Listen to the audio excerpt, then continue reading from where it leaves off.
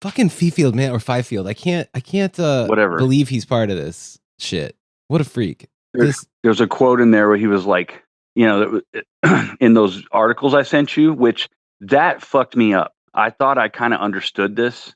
And then I read those 2 articles. It wasn't articles. It was like, these 45-page issues of the Reporter. Yeah, I just finished them actually just now. Yeah. 20 something pages of each one is just China lobby, different authors talking. You read through the whole thing? Yeah, both of them. Okay, yeah. so you would have seen Fifield's name in there. Yeah, I made a note. Okay, good. So you don't need me for that then, because I don't want to forget. Because see, kind of you're in that pocket, that mid-century post-war kind of crawling out from under our rocks and getting going again, conservative shit. And it's like, I mean, we're living in their world now, so it's always on my mind. Dude, the world McCarthy built, the world. I mean, yeah, the world Chiang Kai-shek built.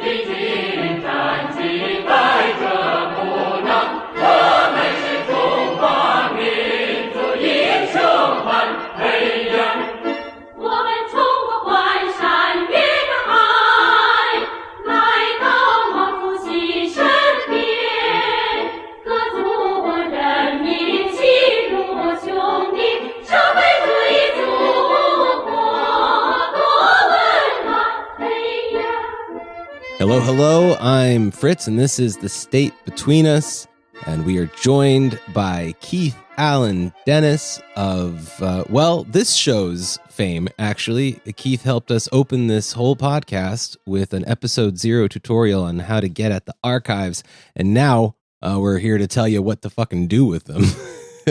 Keith is going to be walking us through, we're going to be wandering through the China lobby with Keith. How about that? I don't want to make it sound too unidirectional. I mean, there's a lot of paths we can walk down here today, and this episode will also, of course, contribute to our ongoing study of the U.S. ruling class, of the fascism sort of endemic to it, and the studies we've done thus far on things like the American Security Council. We've been talking a lot about WACL, the World Anti-Communist League, and this is, I'd say, probably the most important element of the origin story, not only of WACL and their, wacky antics, but also of the American, I don't want to even say far right. I would say the entire spectrum of the American right wing, from your most Nazi fucking Aryan Nations types all the way to your, fucking National Review conservatives, all of them together somehow have their roots in the China lobby. So Keith, maybe say hello and let us know what we're dealing with today. Hi, Fritz. Thanks for having me back on. Anytime. Yeah, the time is right. Before I get into it, I wanted to say, because you mentioned kicking off the whole podcast with that first episode. Yeah. One of your patrons, one of your listeners, I want to give him a shout out, Nick Draff. Yeah, word. Did the thing. Yes. Those Robert Wood papers we were looking at in that first episode, I was talking about, man, I sure would love to get into this because they had so much of Robert E. Wood's papers there. And that gentleman said, I passed by there somewhat regularly. I could go hit it up. And I had some money in my PayPal, and we did it. And holy crap, yeah. You did an episode that just came out yesterday on the American Security Council. And I want to say that a great deal of material on the early American Security Council is to be found in those papers that we got. I know you weren't able to, you were kind of picking yourself up off of the floor, bachelor party floor. Yeah. It was a rough climb, but I made it. But we're definitely getting back to the American Security Council in the future. I mean, the archival material y'all got your hands on here is top fucking notch, man. But it requires a mining expedition. Yeah, if you ever revisit that, I would definitely recommend going through that stuff. And I would also say that my old friend Recluse, of the Farm podcast Shout and out. the VISUP Vicep View blog. That man has written more about the American Security Council than anyone, Yeah. and knows more about it than anyone. Yeah, you may even be interested in reaching out to that gentleman and seeing if he wants to join you for some of this, because he's written books about it. Not the ASC in particular, but more ink spilled on the ASC than anyone. A distant second being Old Nazis New Right in the Republican Party. Yeah, the Bible. And way down the list there. And William Turner's Power on the Right would be a third place. Not nearly enough writing on that group. Yes. So God bless you. I was very happy to see that you had done that. But to get to what we're talking about, you are correct in that the China lobby is kind of the origin story or the originators of the post-war American conservative movement. Yes. And it encompasses the entire plumage of the right wing, as you say. It's important to the development of Wackel as well. However, I'm gonna put my foot in my mouth and say this: Wackel's important, but it's not important too at the same time. Sure, I feel you. Because it's a network of worldwide people trying to collaborate with each other, and but every one of them, they have their own provincial concerns in their own countries or exiled country we're trying to get back into, like the ABN. The context of each one of those different groups and personalities as it concerns their own country is probably more important. Sure. I think it's mostly interesting because it's that one-stop shop for the sort of global fascist international that yes, you always kind of knew was there, and there they are. But it's true. Right. It's more of like a club, I guess, rather than any kind of. They didn't do a thing. You know what I mean? They didn't like create something from Wackel. That everybody kind of went home to their own places and started fucking around, or just stayed on the dime of the State Department. With their little nation in exile, waiting for their chance to drop out of some fucking B2 or something. Into a nuclear hellscape. But they're interesting just because the anti-fascist in me wants to know who's shaking hands with who, and man, everybody was shaking hands in Wackel. But so when it comes to the China lobby, you have the Chinese nationalists that are trying to get to relitigate the war that they had just lost, right? And then in the United States, it really is as simple as the Republicans have been in the wilderness since the 30s. And we need some juice to get us back into power in Washington. That's right.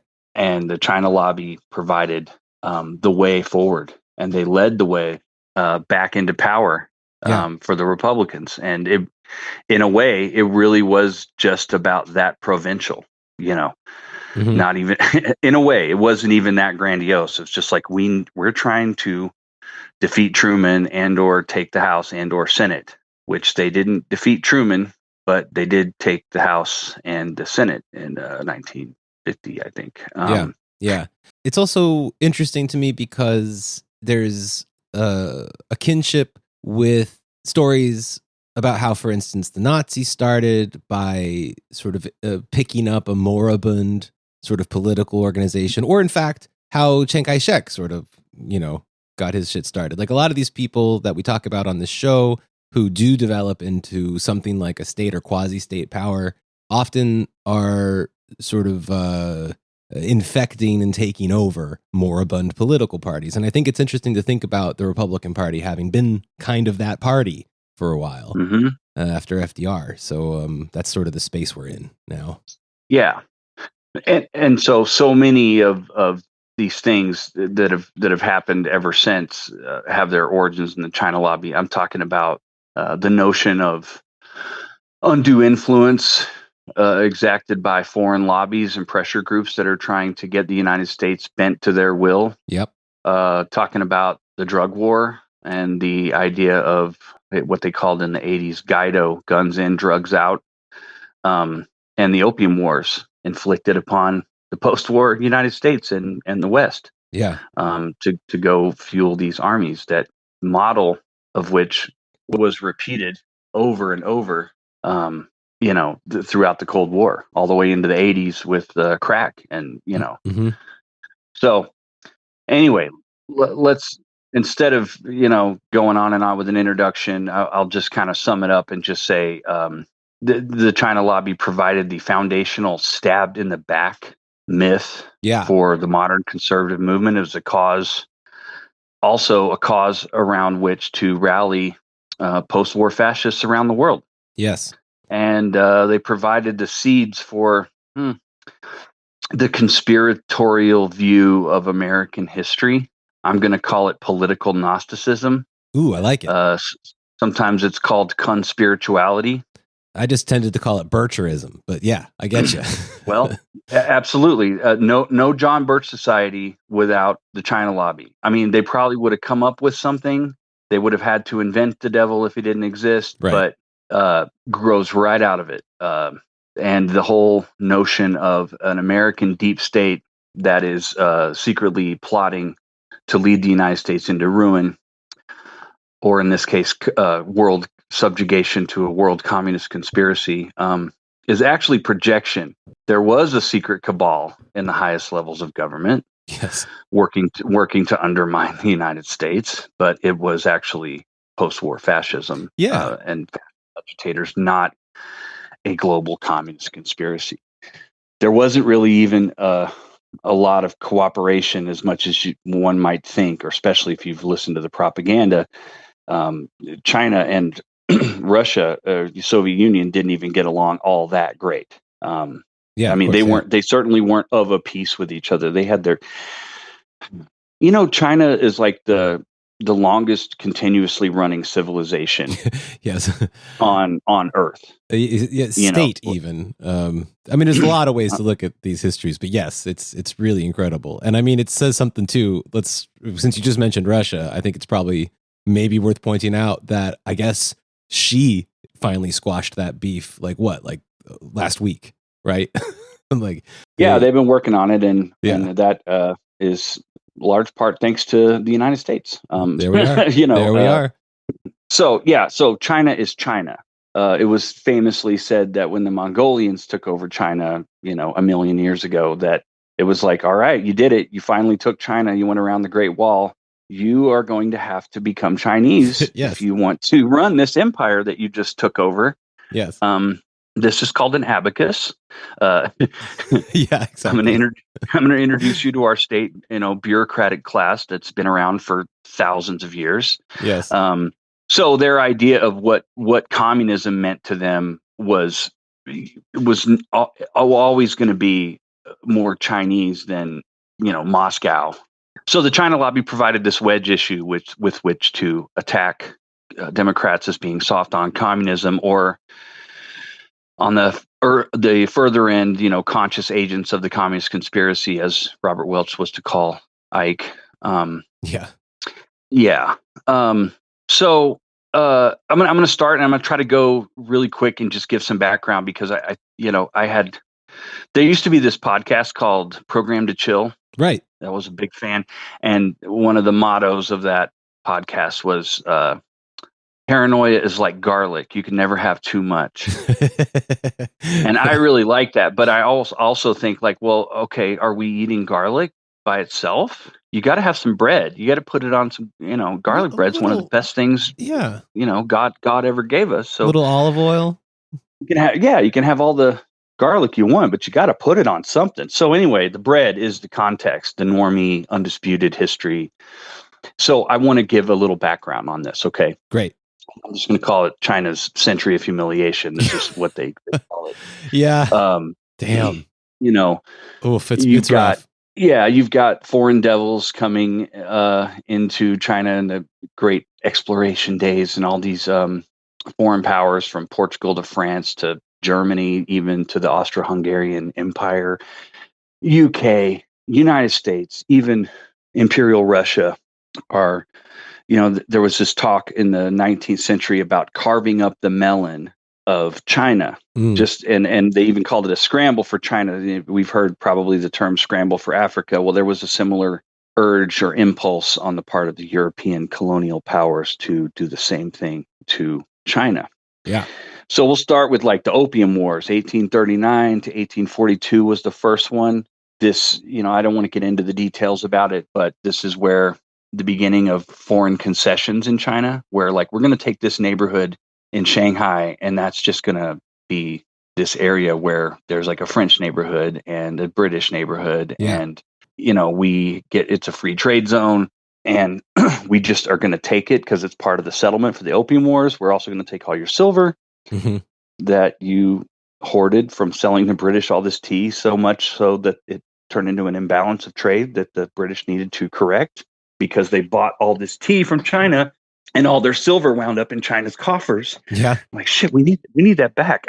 So the Opium Wars. Okay, so that's that, and the beginnings of real, foreign concessions. The Second Opium War, during that, 1.5 million square miles of northern China went to Russia, Imperial Russia. So, just saying, like the idea that they were buddies, like no way. Right. I mean, but that was Tsarist Russia, but still. And then there was 75. I mean, first Opium War, you get these 5 treaty ports, and that grows to 75 by 1860 at the conclusion of the Second Opium War. And that happened right in the middle of something called the Taipei Rebellion, which lasted 1850 to 1864, 14 years. Imagine if the Civil War lasted 14 years and 20 million people dead. Yeah, these numbers are insane. This was chaos. Yeah. And into the 1890s. And the Taipei Rebellion started in part because of kind of imperial decay, but the thing that it rode in on was a guy that had converted to Christianity and said he wanted, to reorganize China and take over China, and it had this Christian flavor to it, which kind of sealed the deal. There was already a lot of resentment towards foreign missionaries, but Christianity did not have a great time after that because it was blamed. A lot of people blamed Jesus for the Taipei Rebellion. Again, it probably would have happened anyway, but that's the way that it did happen. And, speaking of things that you may not even want to be even connected to China and or the China lobby, this is around the time that Skull and Bones gets started. You heard of them? Yeah, of course. A lot of our favorite fucking Republicans. The founders of that, the founders of that had, were financed. They were veterans of what they called the old China trade. Oh God, that makes so much fucking sense. The D in FDR, the Delano family, made their fortune off of that. Robert Taft's father, Alphonse, was in that. William F. Buckley and his brother, Prescott Bush, G.H.W. Bush, G.W. Bush. Just a reminder that all the people that fought against fascism in the 20th century that we would like to think of as the good guys, there are no good guys. The British are possibly the most wicked race ever created by God. I'll just say that. It's like the closest. Yeah, that's the most empathetic I've ever been to any kind of race theory is when anybody talks anything about the British. Yeah.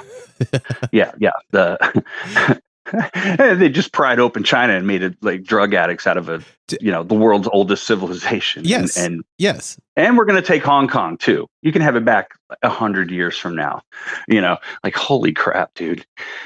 Anyway, so China is being humiliated throughout that whole, century. You get the first Sino-Japanese War in 1894, and that's when they took Taiwan, the Japanese. Then in 1899 to 1901, you get the Boxer Rebellion, which saw an 8-empire coalition of the willing coming to put it down, led by perfidious Albion, Britain, United States, Australia, India, Germany, France, Austria, Hungary, Italy, and Japan. Incredible.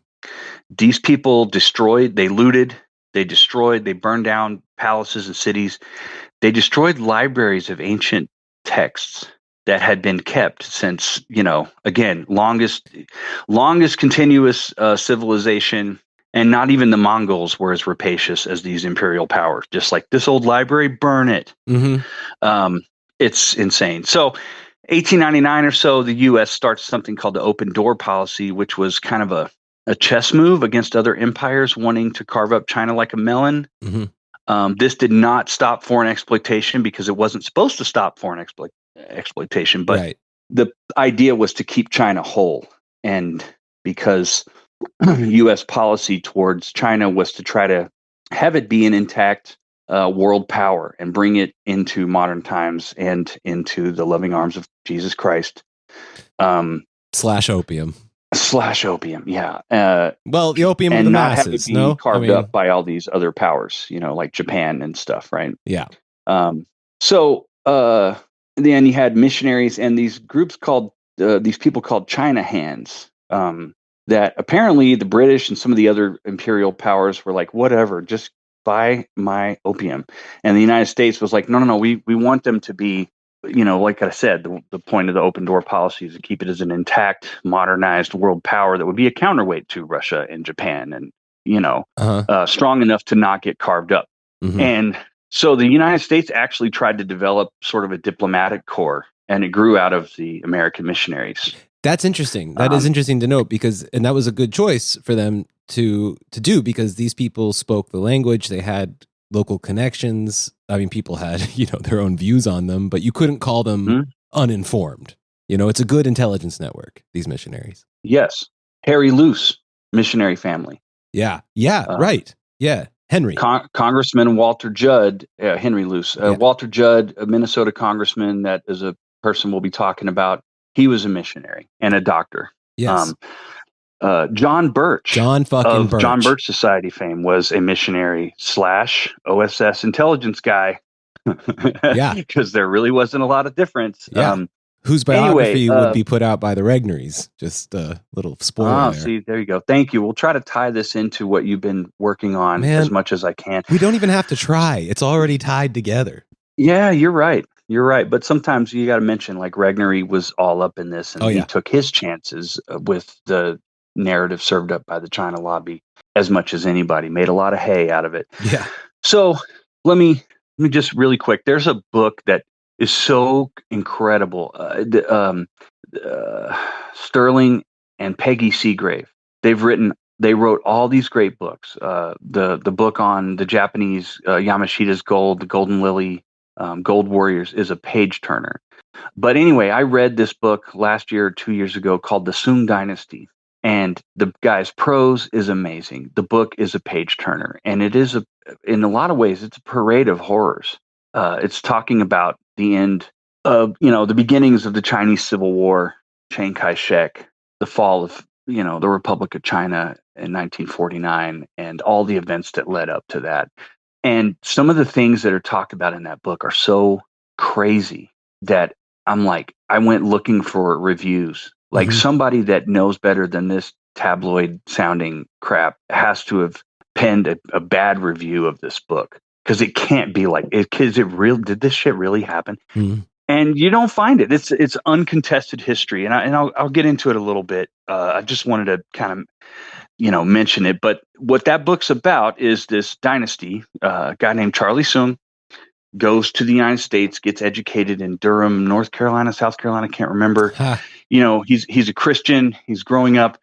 And he wants, like a lot of Chinese that had come and gotten a religious and advanced, education in the United States, they wanted to take that Western knowledge and bring it back to help China get up off the dirt and join the modern world and strengthen itself against a world that was just sharpening its knives to carve the melon. And so Charlie Soong does return to China. He's got one son and 3 daughters. His son is named TV Soong, who will become a very important person in the Kuomintang party, right? Which I'll talk about what that is in just a second. And he's got 3 daughters. And in China, these daughters are all remembered in different ways. The saying was Charlie Soong had 3 daughters. One, they say, loved money, one loved power, and one loved China. And these daughters were Ailing Soong, who would marry H.H. Kung, the finance minister and a literal lineal descendant of Confucius. Okay, so she's money, right? Then you had Qing Soong, who married the founder of Chinese nationalism and the founder of the Kuomintang party, Sun Yat-sen. Okay. Who I guess I could mention a little bit about him in a moment. And then you had Mealing Soong, who married Chiang Kai-shek in 1927. So the woman you know as Madam Chiang. Yeah. The darling, the PR darling of the China lobby. She married Chiang Kai-shek. So that's part of why they're important. H.H. Kung and Ailing, they were running the finances of the Republic of China and the Kuomintang party. Sun Yat-sen was another one of these people that had gotten educated. He was running from the late Qing Dynasty. He was a wanted man, and he went all over the world. He went to Britain, he went to the United States, he was in Canada, he spent some time in Japan, where he was feted by the early Black Dragon Society of Japan, which I did not know this until I was studying for this. Why would these Japanese right-wing gangsters want to get their hooks into Sun Yat-sen? And the answer was, well, he's a revolutionary. It's kind of like the Germans with Lenin. We could just send him in like the orc running towards Helm's Deep's gate, and he just send him in on a train and he blows it up and then we can get in, Yeah, these are very practical people, they were planners. But Sun Yat-sen was a passionate believer in China and wanted to modernize it. He wanted to just start over. And so, he's got this Kuomintang party that has two main factions in it. You've got the right-wing faction, and you've got your small but growing pro-Soviet Communist Party. Mm-hmm. They're both residing within the early Kuomintang party. The Soviets started Sun Yat-sen University somewhere in Russia, and it was supposed to be a place where you could train cadres from anywhere in the world for the hope for world revolution. And they named it for the father of Chinese nationalism. That's why there's a Sun Yat-sen University in Russia. Mm-hmm. The Kuomintang, under Sun Yat-sen, started their own version of it called the Whampoa Military Academy. And they had Soviet advisors. They had Soviet technical advisors, military advisors trying to help modernize the army, but also the bureaucracy and, trying to help modernize China and hopefully bend it in a pro-Soviet direction.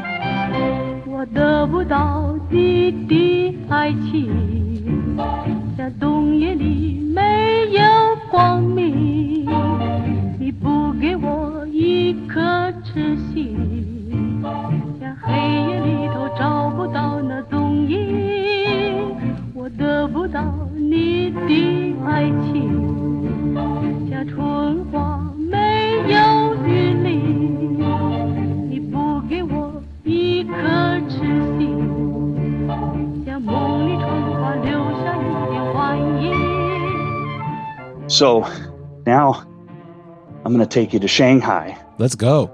Which there's a book called Blood Brothers, The Criminal Underworld in Asia, is a really good source for this.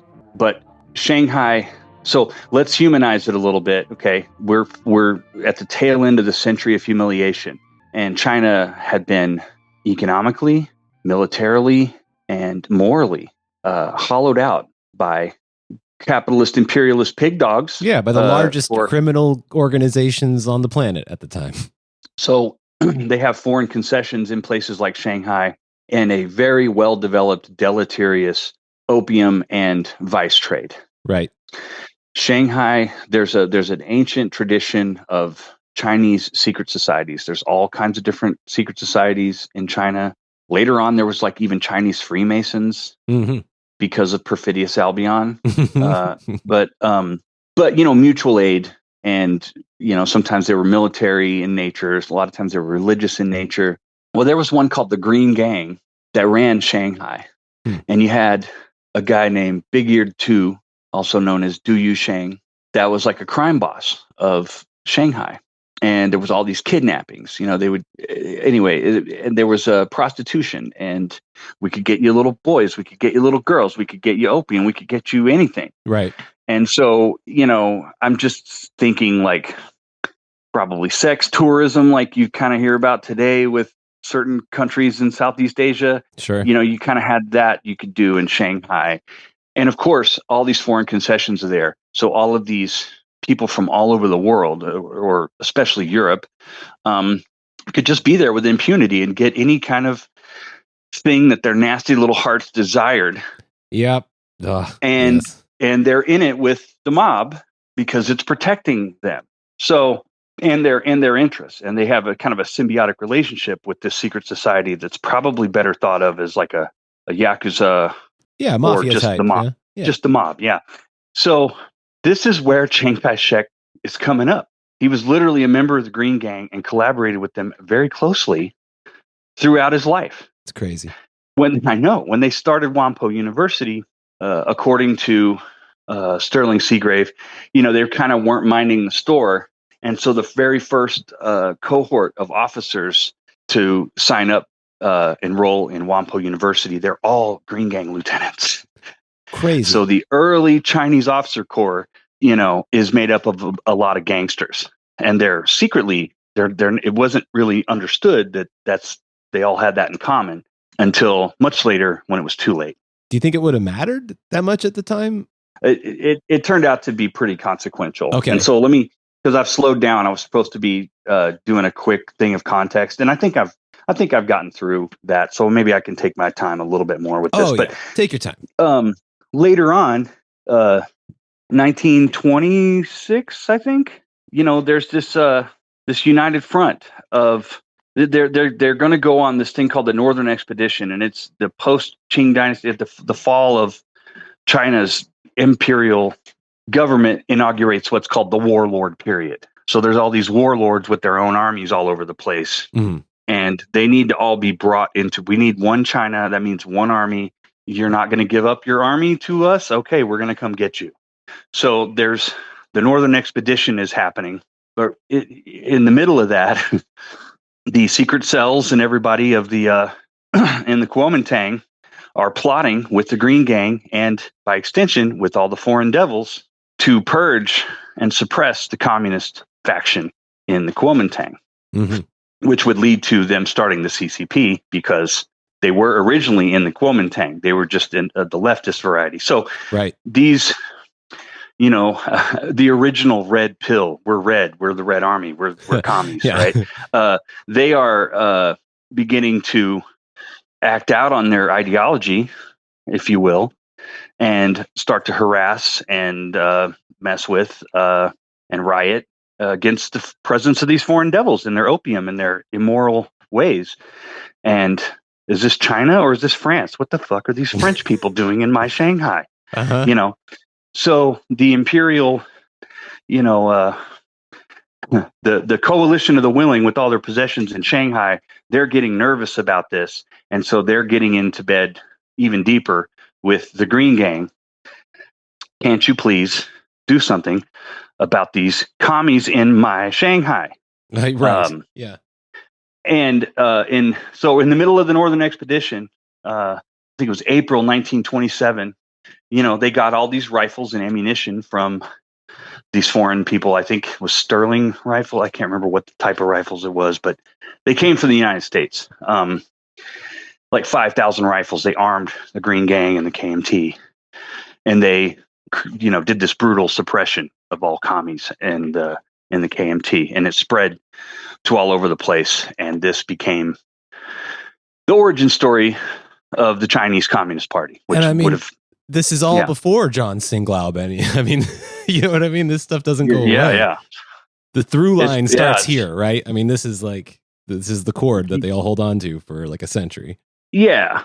But the Chinese KMT party, it's garbage in, garbage out. Your inputs are a bunch of gangsters. Chiang Kai-shek is they called him the Generalissimo, but really he was just the warlord that won the Battle of the Warlords. You know what I mean? Like he wasn't some great person.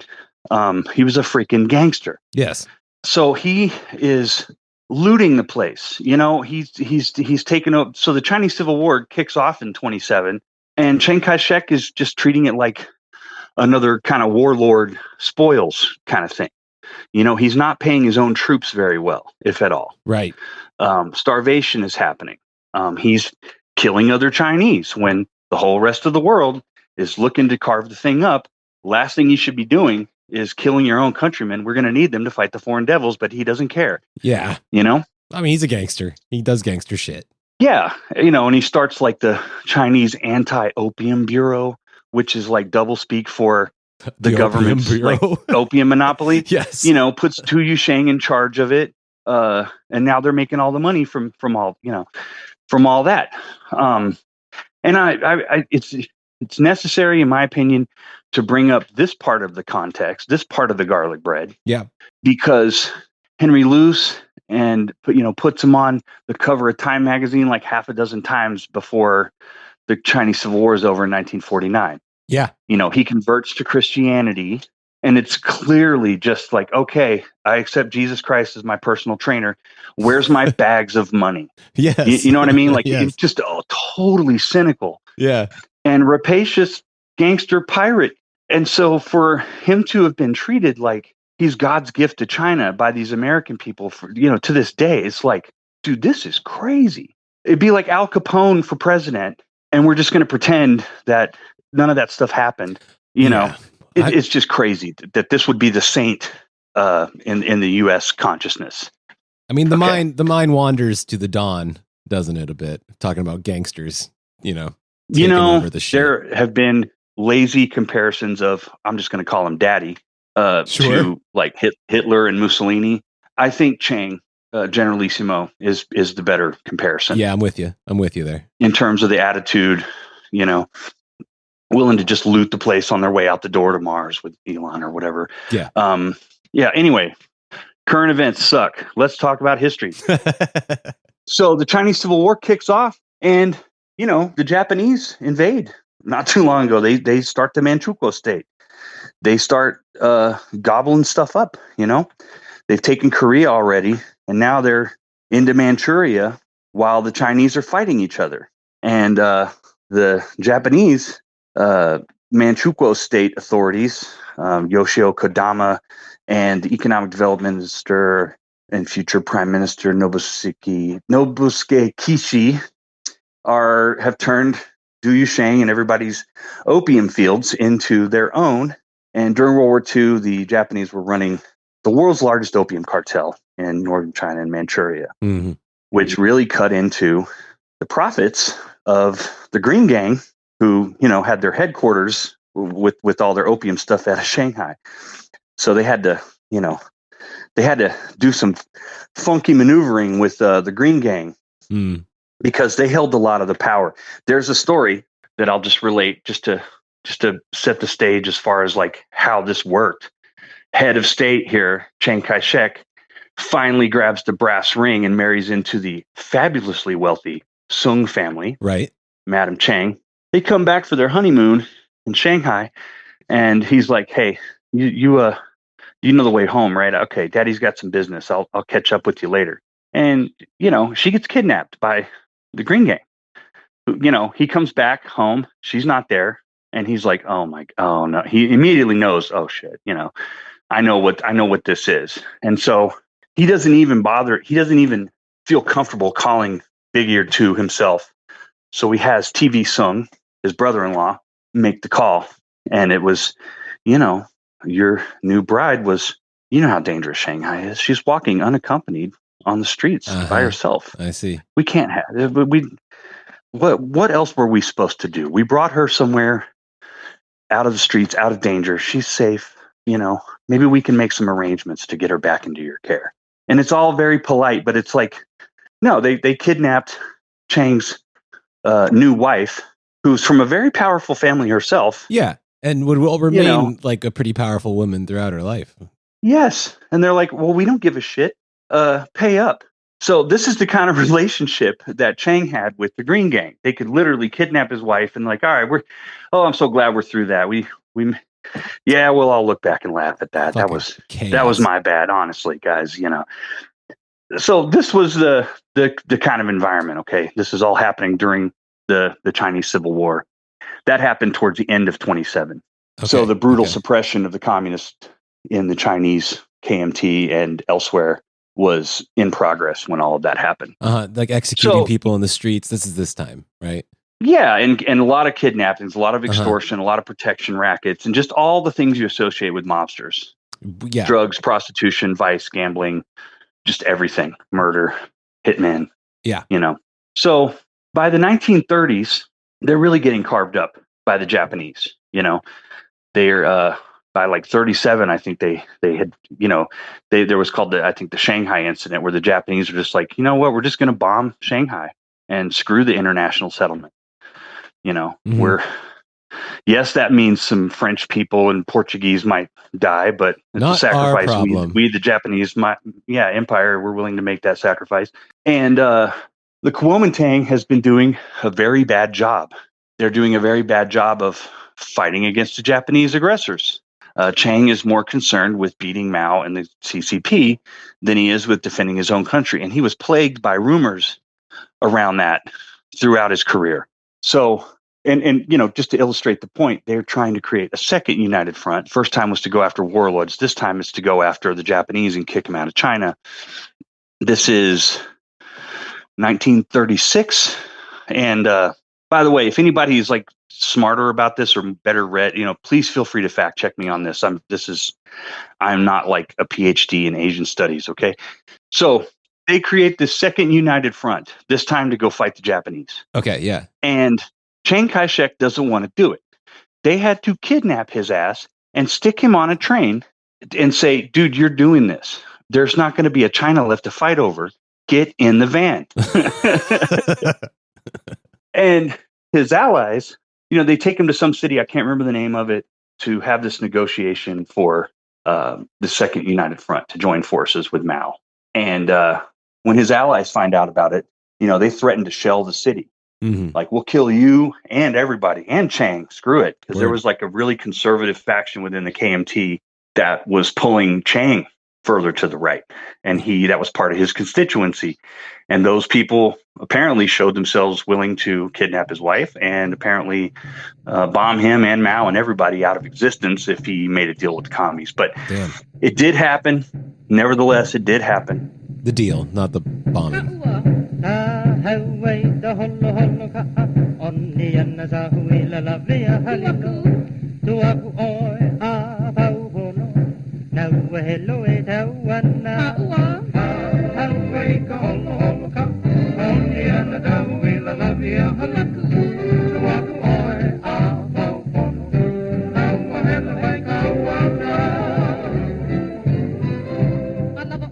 Fast forward a little bit, now we got Pearl Harbor.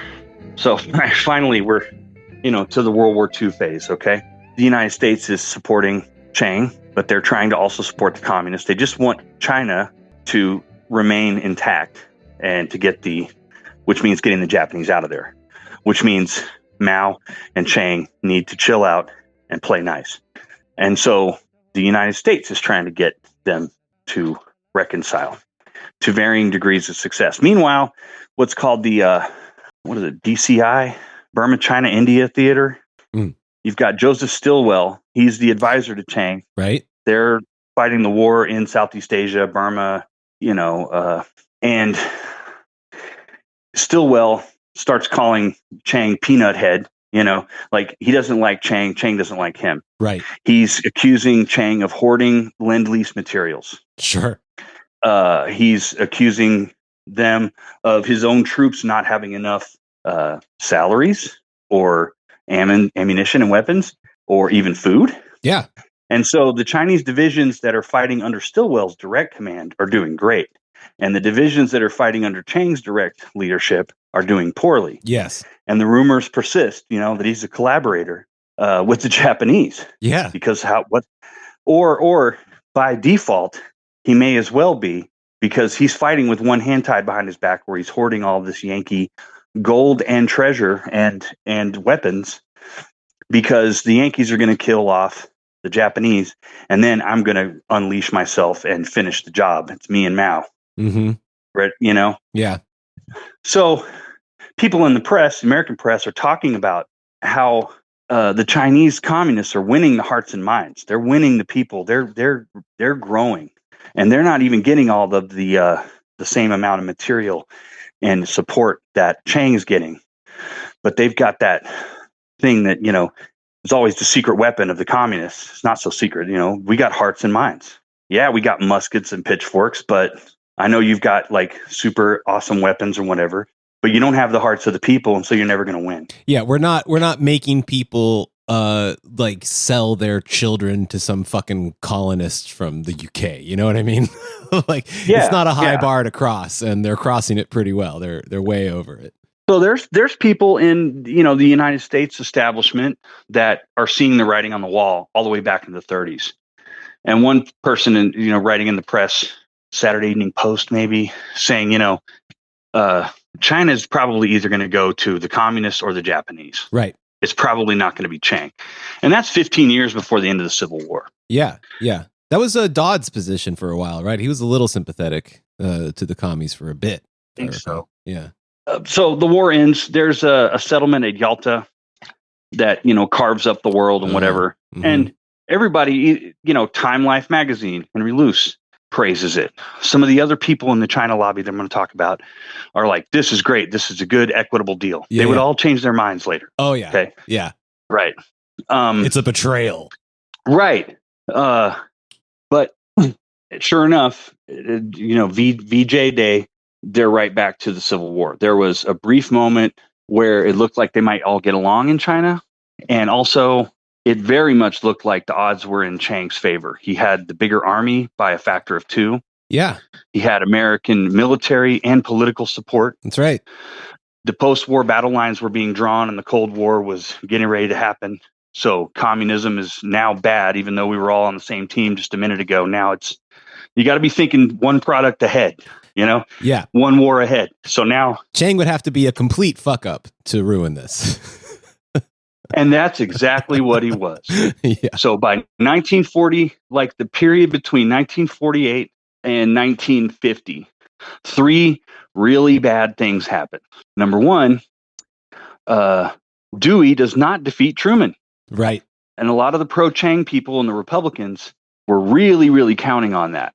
And there was talk about maybe American troops can go help fight. But it was not to be. So Truman wins in the biggest upset in the post-war political landscape, number 1. Number 2, the Soviet Union detonates an atomic bomb. Yep. Which is like, oh shit, we are no longer the ones with the bomb. There's a second now. Yeah. And number 3, Chiang is hemorrhaging territory, just troops, losing the war. His troops are starving. They're demoralized. And the communists, there's like a duel of like positional versus maneuver warfare. Chiang would be like, aha, I took Nanking. Yeah. Now was like, and fucking keep it. The communists are like, fine, we're just going to melt back into the landscape. Exactly. And now you better keep your railroads up. You better keep your cities supplied. We're just going to live off the land. You think it sounds good for the papers in the United States, but actually you're putting a millstone after millstone around your neck because now you have to hold this city. And we don't. We are peasants. We're just going to melt into the landscape and go bomb the railroads that you're using to supply your city. Right. And so anyway, Chiang is losing the hell out of this war. And Truman's like, here's more money. They're giving him like just billions of dollars in today's dollars. Yeah. And material. They lower the exchange rate of the yuan versus the dollar. So not only are they giving him all this money, it's like cheaper. The dollars are worth more. They can buy more with the dollars that they're getting. Yeah. So every advantage, but it wasn't enough if you don't have hearts and minds. And Chiang loses the war. And that's when the recriminations start. Yes. That's when the whole tide turns. And what are we, like 45 minutes into this? And I can finally talk about the fucking China lobby? Yeah. Well, I'm sorry. This is great. Yeah. This is what we need. I mean, these are deep histories. That was the bread. These are deep history. That is the bread. That's right. That's the momentum. That's that's the rolling boulder here. Somebody had to push it, and now it's going to go all the way down the hill. And so the question becomes, was the 2020 election fairly decided? I'm sorry. The question becomes, the litmus test becomes who lost China? Right. Well, and the idea of and the answer, I just gave you the answer. Number 1, it's the world's oldest civilization. It doesn't belong to, it's not anyone else's to lose. Yes. Number 2, since you're so rude, foreign devil, as to ask the question, the answer is Chiang Kai fucking shek. That's who lost China. Yeah. Yeah. But again, like you said, just to reemphasize, like the idea of losing China, it just reeks of that kind of post-colonial, disappointment period, arrogance, but also the feeling of like something was unfair. It couldn't have been us. The Western ways are natural. They're how we uplift civilization through forcing people to get addicted to opium. Jesus, which the Chinese communists immediately suppressed. Of course, yes, they immediately were like, "We're not doing this anymore." Yeah, but we lost China, exactly, and that becomes the narrative. The Cold War mentality of atheistic communists have suppressed the churches. Well, the churches are. First of all, organized religion is organized child abuse. I don't care. Fuck you. Second of all, they're intelligence agencies. They're spooks. Exactly. Yeah. John Birch is okay. I'll just talk about him for just a second. Manchuria, when VJ Day happens and the Japanese army surrenders. Well, there's a state within a state called Manchukuo that's within China's borders, but is effectively a very large Japanese colony with something like 2 or 3 million people in there, including the remnants of the Kuomintang army. Yeah. And a bunch of civilian colonists that got shafted by their own government. Oh, no, we'll give you 40 acres and a mule. Just go settle Manchuria. And then it's like, no, you're now in the care of the United Nations Refugee Resettlement Agency. Mm-hmm. Mm-hmm. And the Japanese were ordered to hold their positions to keep them stable until they could be relieved by the Chinese.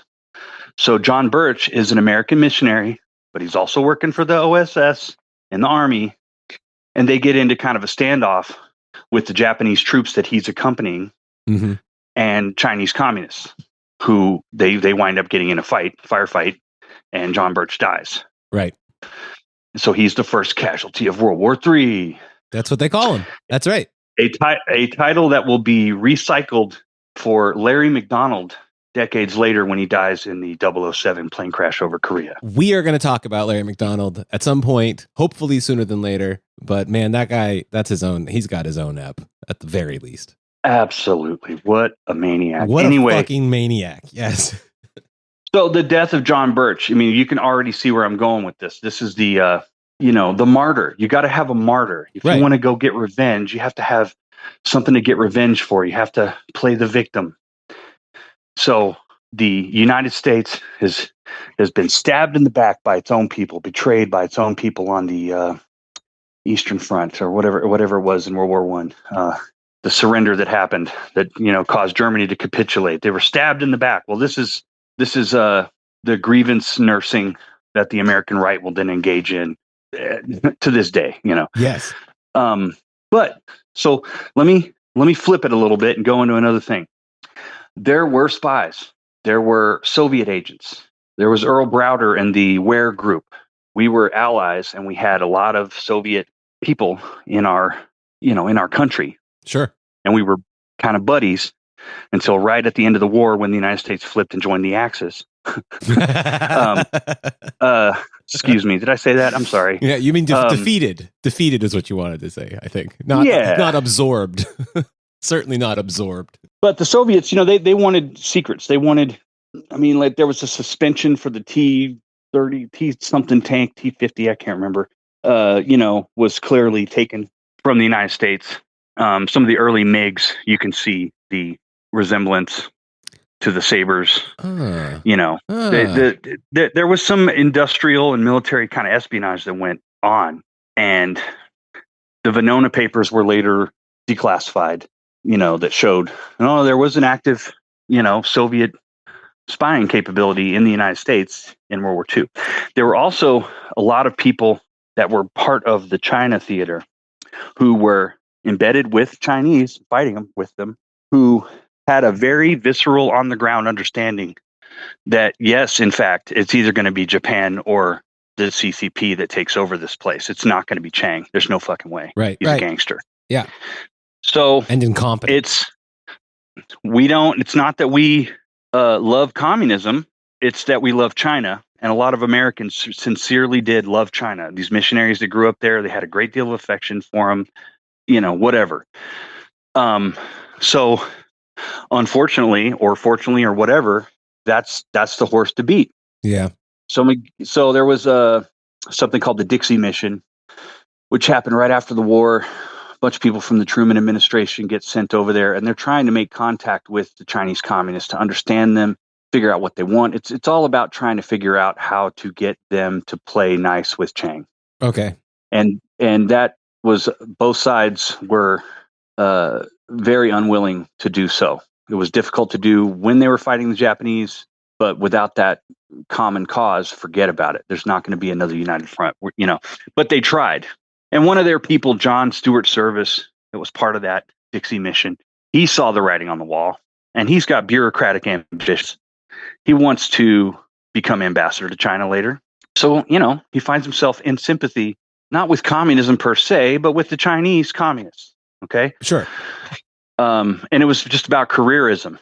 Keith, just to ask you though, when I was reading through some of these articles you sent me from the report paper, they seem to imply, and again, just to tell listeners, this was kind of, I guess, the equivalent of what you would now call a kind of a centrist position in a way, like maybe leaning a little left, but not exactly. But they were saying that there was still something like a leftist, kind of politically minded leftist empathy within some of the U.S. government still at this time. Like this is before they had completely, Night of Long Knives or whatever, all the left sympathizers. Yeah. Right? The New Deal, the FDR days were the high watermark of socialist sympathies in the United States. Yes, right. Yeah. So it wasn't exclusively a tactical decision for everybody. I mean, these guys in the center, for sure it was. They were like, we can work with them as long as they work with us.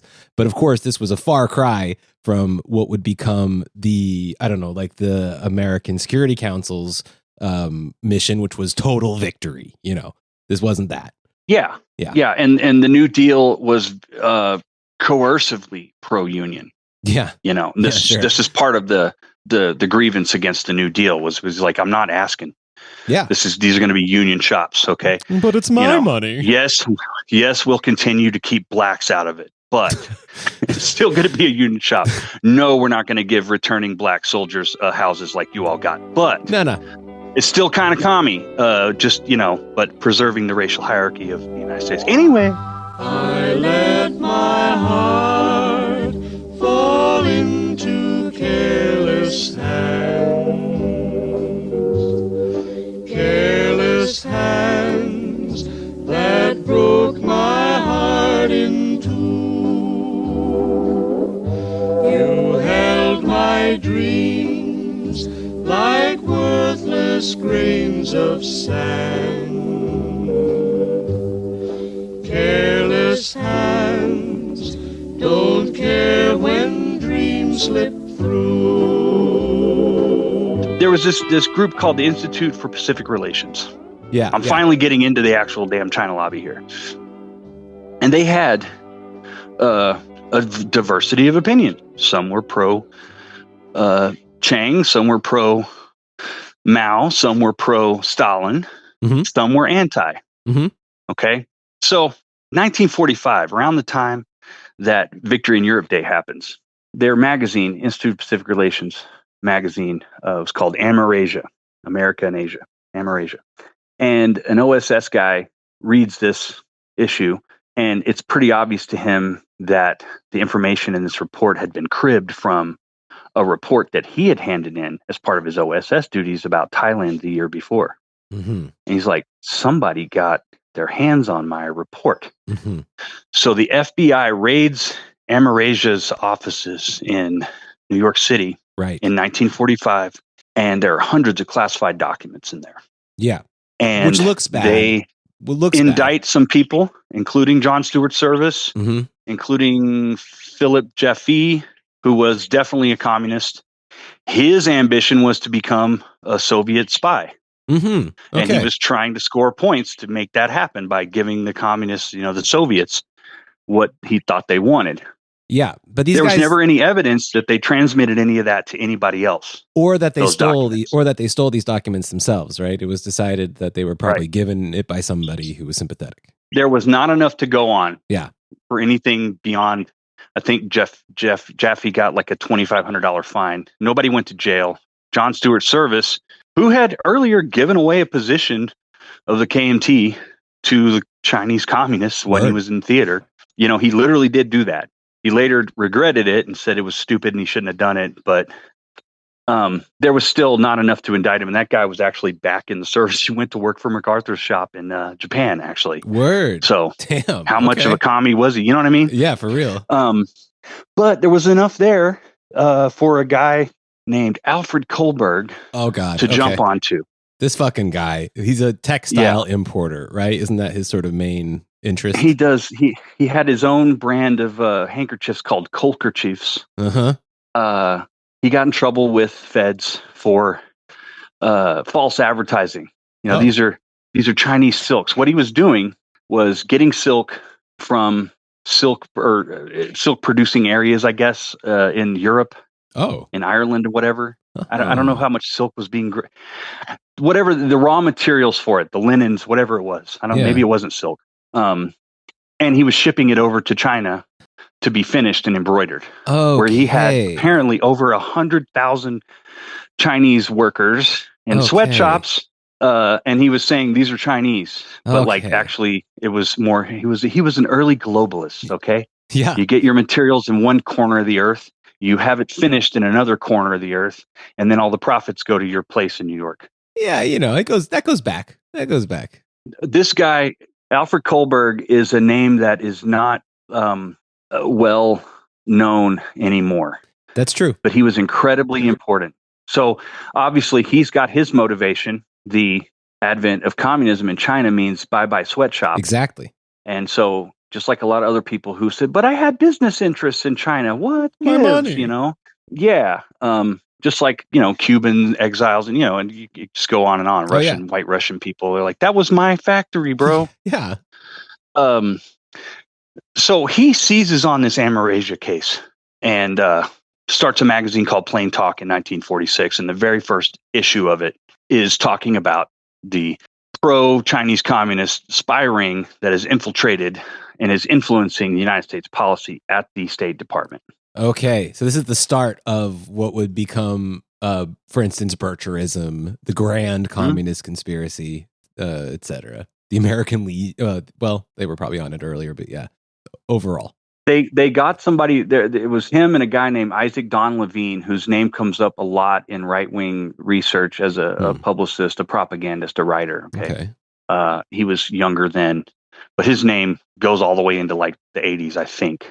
Okay. So it's him and Isaac Don Levine that are running this magazine, and they get this guy to ghostwrite or to they don't want to write it themselves. They want it to have somebody else's name, so it doesn't look like, just them pounding the same drum. They want to say this guy too, he sees it, but they edited his thing that he'd written so bad that he really pushed back and said, "You're really going to call it a communist ring in the State Department? That's not what I'm saying." Like, no, man, it doesn't work unless you say that. So we're going to, they talked him into making huge changes to what he had written. And that was their inaugural issue. You've got the Marshall Mission happening right after World War II, where it's the guy that had done the Marshall Plan, George Marshall. Yeah. He was sent over there to try to help these guys make nice, the communists and the, and the KMT. And he would later be accused of being a communist. That's fucking crazy. Right? And it was the Marshall Plan was sort of being held hostage in Congress, saying, we need more support for Chiang, or we're going to vote down this European Reconstruction Plan. That's fucking crazy. It is crazy. So they're coming in really fucking hot here. I mean, they're not pussyfooting around. Like they're dropping bombs. This just made me remember something. So I'm just going to back up to the war for like one little very brief tangent and just say this. Okay, so they're holding up aid to Europe in exchange for getting more help for Chiang after the war. Before the war, things like the Battle of the Bulge and some of our other attempts at, our efforts in Western Europe were being hampered because the United States is fighting two wars on two different, far distant continents. There's only one United States. So they only have what they have, and they're producing like crazy, but there's shortages of stuff. Right. So some of our efforts in World War II in Europe were right. hampered because it was like, all right, no, this shipment goes to Chang. I'm sorry, guys, you just eat hardtack and hang in there. We'll get you the next boat. It's coming. Yeah. We got to get a bunch of bullets to a fucking gangster. Sorry. How many American soldiers died? How much longer did World War II last beyond what it should have lasted? It's an interesting because question. of our support for Chang. Interesting question. Right? Mm-hmm. Mm-hmm. Yeah. So anyway, it continues after the war. Aid to Europe is being held up, is a bargaining chip for the Republicans who are insisting on more aid to Chang. And it's this sunk cost fallacy kind of thing. So anyway, Dean Acheson, 47, 48 comes out with this white paper basically saying, look, we did everything we could. There's nothing more that we could have done. No, we were not going to land hundreds of thousands of American troops on the Chinese mainland to fight what had been our ally a minute ago. No, the United States has no appetite for this. And so guess what? He's a communist now. Also nuts. Yeah. If you're not doing everything we say, you're a communist. And some of the first people besides Alfred Kohlberg to do this were the Chinese nationalists themselves. Yeah. If they're getting bad press or the white paper comes out and the representatives of Chang in the United States cannot possibly bring themselves to say, yes, Chang, you are the one who is currently losing China. Mm-hmm. The Chinese are telling people, yeah, the reason why we're losing is because there's a bunch of pro-communists in the United States State Department. Mm-hmm. The Chinese themselves are the real people that seeded the meme of treason in high places. Or as MacArthur would say, stupidity at the top and treason just below is what the slogan was. Mm-hmm. Okay. And that was the best these China lobby guys could do for you, is to say, yeah, you're just a useful idiot, if not a traitor. Yeah. Best I can do is you're dumb, Right. So much of the money during the war and after the war, it had gone to China and back into the United States to fuel their public relations, to get more money, more support. It's a perfect system. So like a conveyor belt. Right. And so the accusations only increase after the white paper comes out, and this becomes they're muddying the waters enough. And remember, I was saying at the beginning, very mundane, provincial kind of immediate needs. We need to win the midterms. Yeah. We lost in 48, but we got a chance. What's going to be what drum are we going to be thumping to get support so we can take Congress back? And accusations of Truman's administration being a bunch of commies or shot through Swiss cheese with commies, right, is the narrative. And they are spending millions of dollars to influence public opinion in the United States. Let's just remind listeners who might be wondering to themselves, was Truman a communist? Just to remind everybody, this is the guy that signed into law the CIA. Like Acheson has been called the architect of the Cold War. He was like down to getting into Vietnam. Like these are the people that they're calling fucking communists. And it worked. So back to Alfred Kohlberg, I'm going to start rambling here, so I better try to keep it tight. He starts something called the America-China Policy Association, and it's a lobbying group for Chang. He's got Congressman Walter Judd, the old missionary. He's got some liberals, a guy named Frederick McKee. That's an important thing to say, Pittsburgh, because this wasn't just Republicans. This did cross parties and did for a long time. It did, yeah. They're they become this pressure group, and they're partially funded by the Chinese nationalists. They're coordinating their talking points with the Chinese nationalists and with the Plain Talk magazine. And in the case of the Institute for Pacific Relations, Alfred Kohlberg was a member of it.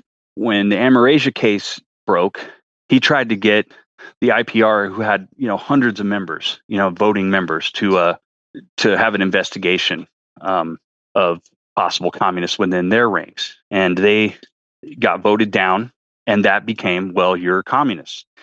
Then Kohlberg takes his case against Amerasia to Henry Luce's outfit, which was called, I can't remember, I'm just going to go past it. It was United China Relief, I think, United China Relief.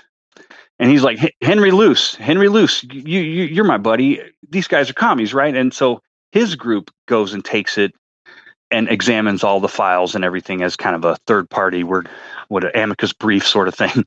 And they come up short. Like, there's not enough to go on, man. I'm sorry. And so for a minute, Alfred Kohlberg is accusing Henry Luce's China lobby group as being infiltrated by communists. These people are, I mean, you can just feel the John Birch Society growing around them in this way. I mean, this is how they would act. Yes. You just double down. Darvo, fucking Gaslight. Henry Luce. Henry Luce loved Hitler.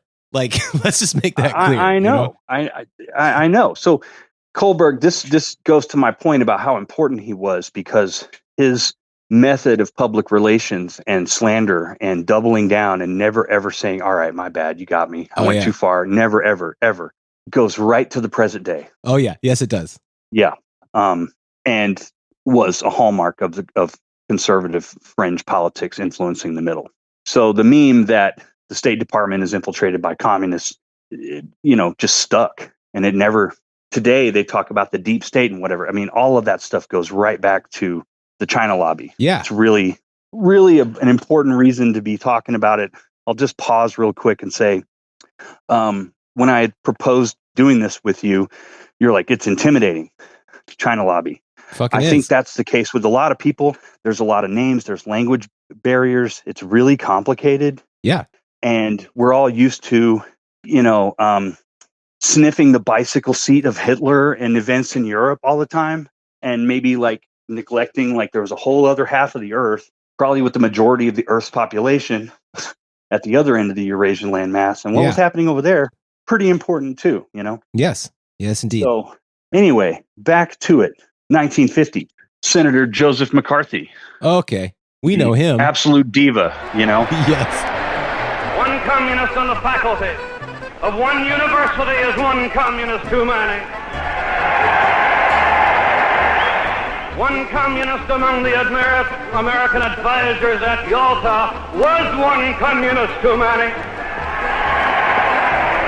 And even if there were only one communist in the State Department, even if there were only one communist in the State Department, that would still be one communist too many. He gets into the Senate, and Kohlberg had said, we just need somebody brave enough and dumb enough with power to take my case. And so it was said that, McCarthy was a microphone looking for ammunition. And Kohlberg was an armory of ammunition. So they became buddies. And most of the talking points in McCarthy's tirades against secret communists in the government, he was fed those right out of Kohlberg's Plain Talk magazine. Like, they provided him the information that he used to go on the attack. Yeah, that follows. Yeah. The Chinese secret police themselves, McCarthy admitted to having been passed information from the Chinese. And by the way, chief among them would be TV Soong, the guy I talked about earlier. Yeah, this is, for anybody who forgot, this is the person that traces their lineage to Confucius. Quite rich, had lots of properties, I think, in the U.S. as well. And married. You're thinking of H.H. Kung. Fuck. See, it's so complicated, right? I'm going to edit but that. He's the brother-in-law. He's the brother-in-law of TV Soong. There you go. Oh, he's the brother-in-law. But he's, God damn it, yes. And his son, David Kung, they called him the Major, and he would go around. He was the bagman. He was the paymaster. He would go around and pay people for whatever. They had the Chinese embassy had hired a guy named William J. Goodwin, who was an America Firster. Yeah. He was a Gerald L.K. Smith acolyte. Yes, that's why I know him. Yes. Uh-huh. Yeah, and he was part of that whole outfit. They hired him as a PR guy. He became a registered foreign agent of the Taiwanese. And, he was the guy that was telling everyone, hey, I've talked to every senator. Yeah. We're going to go bring Nixon in, by the way. Yeah. Yeah. And Dewey is going to win. And anyway, so H.H. Kung's son, David Kung, they called him the Major. He would be the guy that show up and pay you out for putting the propaganda in your newspaper or slandering somebody, or in the case of William J. Goodman, just payment for services rendered. This is great, man. I've done my homework and I'm not even looking at my notes, bro. Hell yeah. I'm just off the dome. This is what the homework is for. That's great. So no McCarthyism without the China lobby. Yeah. Wild. Right. Okay. So during that period, this all cheesed off Mr. Truman so bad. You know, there's all these accusations. There's like a secret lobby group. They're saying there's secret communist cells in our government, but actually it's a secret pro-Chinese nationalist cell operating in our government with stupidity at the top and treason just below. All the shit that they said was like, look in the mirror. You are the ones. It was later said that the John Birch Society resembled Communist Party methods in the way they operated in like little cells. And you couldn't really decapitate it, you know. Mm-hmm. So it's always projection with these guys. Absolutely. So they tell you their plans for you when they tell you what China's plans for you are. Almost always. Yeah. You can go read the protocols. I don't recommend it, but if you change the names around and instead of like Jews, it's like the SS. Dude, yeah, for real. Or just Henry Ford, the guy who fucking helped publish it, you know? Yeah. Yeah. So anyway, Truman is so incensed about all this that he orders secretly, because this is it's after 1950. This is 1951 when he does this. So he no longer has Congress on his side, and he can't compel Congress to do an investigation of the China lobby. Mm-hmm. Mm-hmm. So he does it sort of secretly, and he tasks each of his cabinet heads to go give him a report about whatever they can find about the China lobby. And yes, we're going to also ask the CIA and the FBI. Yeah. Uh-huh. And the CIA comes and tells them to get stuffed. You know, yeah, the CIA is like, yo, we got stuff going on in Italy right now, heavily inspired by China. Thank you for creating us 3 years ago. Exactly. That's classified. Don't ask about the UFOs either, buddy. Sorry. But, so he commissions this, these reports from his cabinet secretaries. And they all come back with kind of like the Amerasia case. There's a lot of smoke. There's something there for sure. Not enough proof to actually go public and expect to have a real investigation happen. Okay. And this was very upsetting to Truman. There is a guy whose name I can't recall, but you can go to academia.org, edu, and type in the word "something uniquely sinister." That's the title, because it came from one of the cabinet reportees. Those words, "something uniquely sinister in American politics," and this was what they had said about the China lobby, and that became the title for this guy's essay, where he says that there's this report. I'm going to get to this now.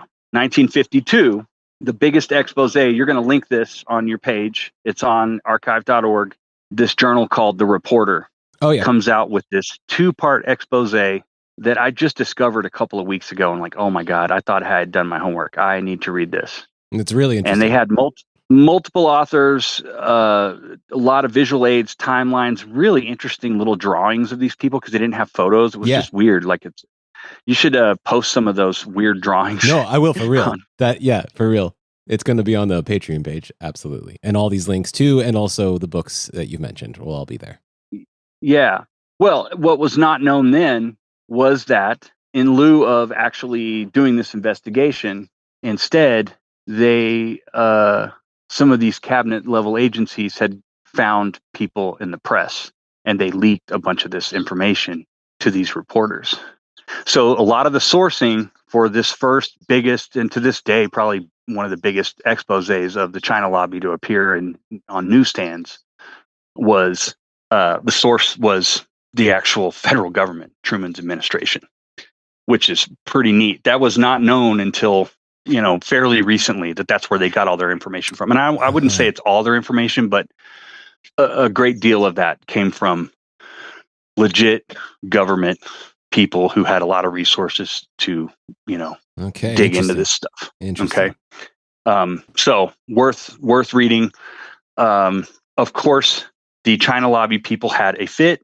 Alfred Kohlberg wrote a lot of letters. There was all kinds of agitation and controversy about this. And it came out in 52. And it's worth a read.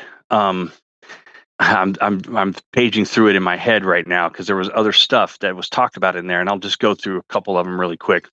They just put in there for some reason in just this one little blurb that on the eve of the Korean War, something like 6,700,000, almost 7 million bushels of soybeans were purchased in the Chicago futures market. Okay. Just before the Korean War started. Okay. And the market, the global soybean price went right when the Korean War started. And so the price went up, and it's buy low, sell high. That was just mentioned for some reason in there. And it's like, that's good. And apparently, Joe McCarthy was one of the people that profited from that. Okay. Because he had informants in, the KMT. Let me digress for a minute. You ever heard of LIHOP versus MyHop? I have not. I know about IHOP. See, you got to be a real 9/11 head to know this. Ooh. So I'm just gonna lay it down. Let it happen on purpose. Made it happen on purpose. Okay. Okay. These were the two competing theories amongst the weirdo cranks like myself when it came to 9/11. Okay. I have to say, I didn't get much past the fucking loose change shit. I was in college or just starting, actually, at the time. Yeah, loose. And my dad helped me out of that phase. I appreciate that. Dude, Fritz, I had an idea for a band name the other day that I'm going to offer it to anybody that wants it. They can have it.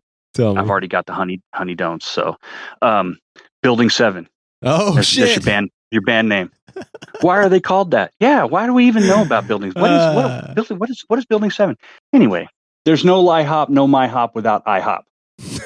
That's where a lot of these discussions 7 million happen. bushels of pancakes got sold at a steep price after the war started. That's right. Pancake just futures really quick. were off the charts. I'm just going to digress into the Korean War a little bit since I'm in the early 50s right now. Just please bear with me. Deep state, something. Okay. Okay. Let's go. It was kind of known. Some people have said I.F. Stone had written a book called The Secret History of the Korean War. This came out in the late 50s, early 60s. Bruce Cummings, who wrote the definitive history on the Korean War, they all agree that it was at the very least, it was a LIHOP kind of deal. It was known that this was going to happen. That's why we did the soybean thing. Mm-hmm. Okay. Why would we let it happen? Well, this is all happening less than a year after the end of the Chinese Civil War, when it still kind of felt like the window was still open, that with enough support, boots on the ground, we could relitigate the damn Chinese Civil War that had just ended 6 months before the Korean War started. Yeah, okay. So now we're talking deep state, deep politics. The United States government and the voters in the democracy, quote unquote, Republic of the United States do not want another war, but they're going to hopefully get one anyway because we're going to touch it off and make a shitload of money on soybean futures in the process. Chiang Kai-shek, of all the world's statesmen, was to perceive the treachery of the communists. He was the first to fight them. A few years ago, he was exalted for the courage and the tenacity of the fight he waged. Now, he is pilloried. Times have changed, but the man has not changed. Russia will never know one day of peace in China. Russia will never own China. China will remain free. Because Chiang is immediately like, dude, I can help. Yeah. I have a whole army here. Yeah. That's when Truman moves the 7th Fleet to the Taiwan Straits. Okay. And it was for two reasons. One, to protect Taiwan in case the Chinese decided to take a shot. And two, to tell Chiang, you sit. You are not part of this. No. Yes. Yeah. So it was to restrain Chiang and protect Chiang at the same time. That's why the 7th Fleet went over there. But the Chinese communists did get involved in 1950. This was, the kind of stuff that led up to MacArthur being sacked. But back to the China lobby, back to China.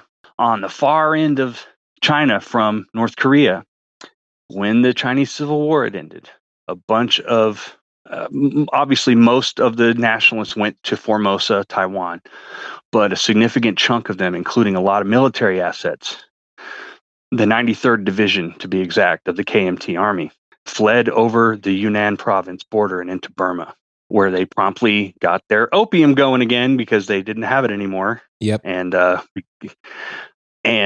they're sorry, man.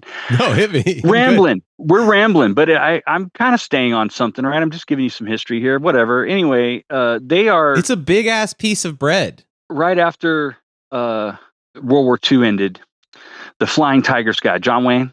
Oh yeah. Okay. Claire Chenot, the guy that had started the Flying Tigers, kind of like a private mercenary pilot army. Yes. That had helped provide, air support for the Burma, China, India theater. He starts, along with TV Soong, something called Civil Air Transport, and they're picking up airplanes for literally pennies on the dollar. If you buy an airplane that is supposed to be $200,000 and you pay $2,000 for it, that is a penny, right? So they're buying up airplanes for pennies on the dollar from the United Nations Refugee Resettlement Administration, and they use it to start a airline called Civil Air Transport, which they are using both as a civilian airline, and it quickly became the largest civilian airline in Asia, in Taiwan. Yeah, because it was getting fucking loaded up with what, like State Department funds and shit, no? Yeah, they were taking money to some of these people on these planes. But also, it's that guns in, drugs out. Right. Guido. Yeah. They're supplying these Chinese remnants, the 93rd Division in Burma.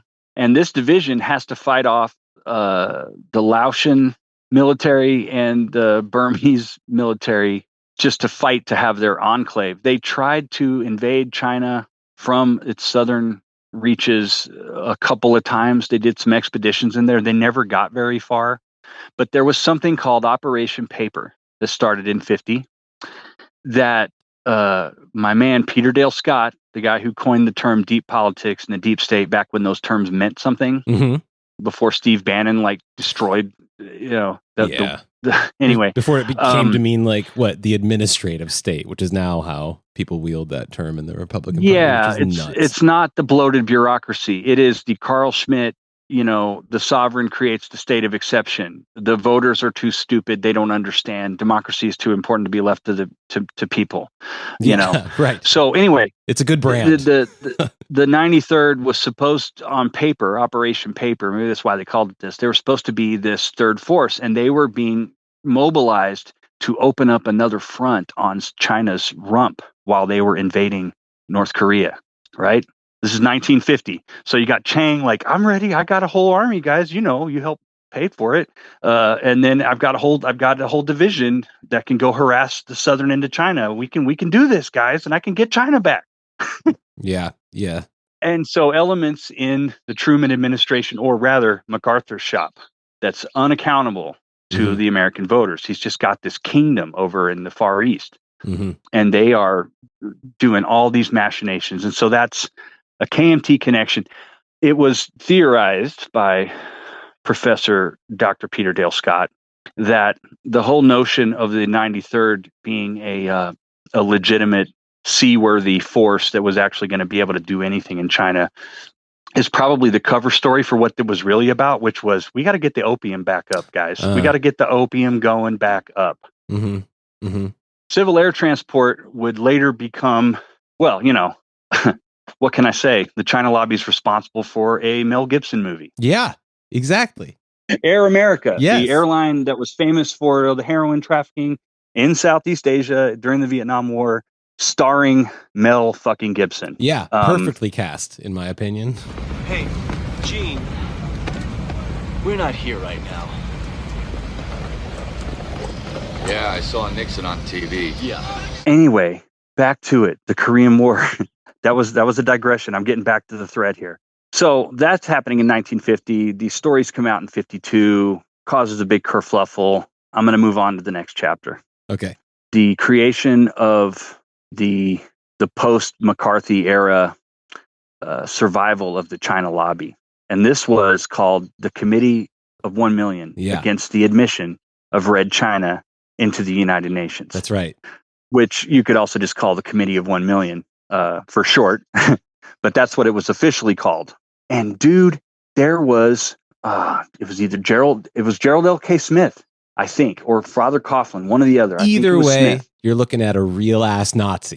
He had started something in the America First days called the Committee of 1 Million. And William J. Goodwin was part of the Committee of 1 Million. God damn. In the 30s.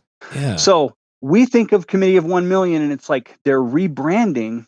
Like if you have ears to hear the parable, like where have I heard Committee of 1? Oh yeah, that was one of those America First deals, right? Yeah, you can't get away from this. them. This is 1953. These guys start the Committee of 1 Million, which literally they took the name from that Gerald L.K. Smith. Just amazing. Yeah.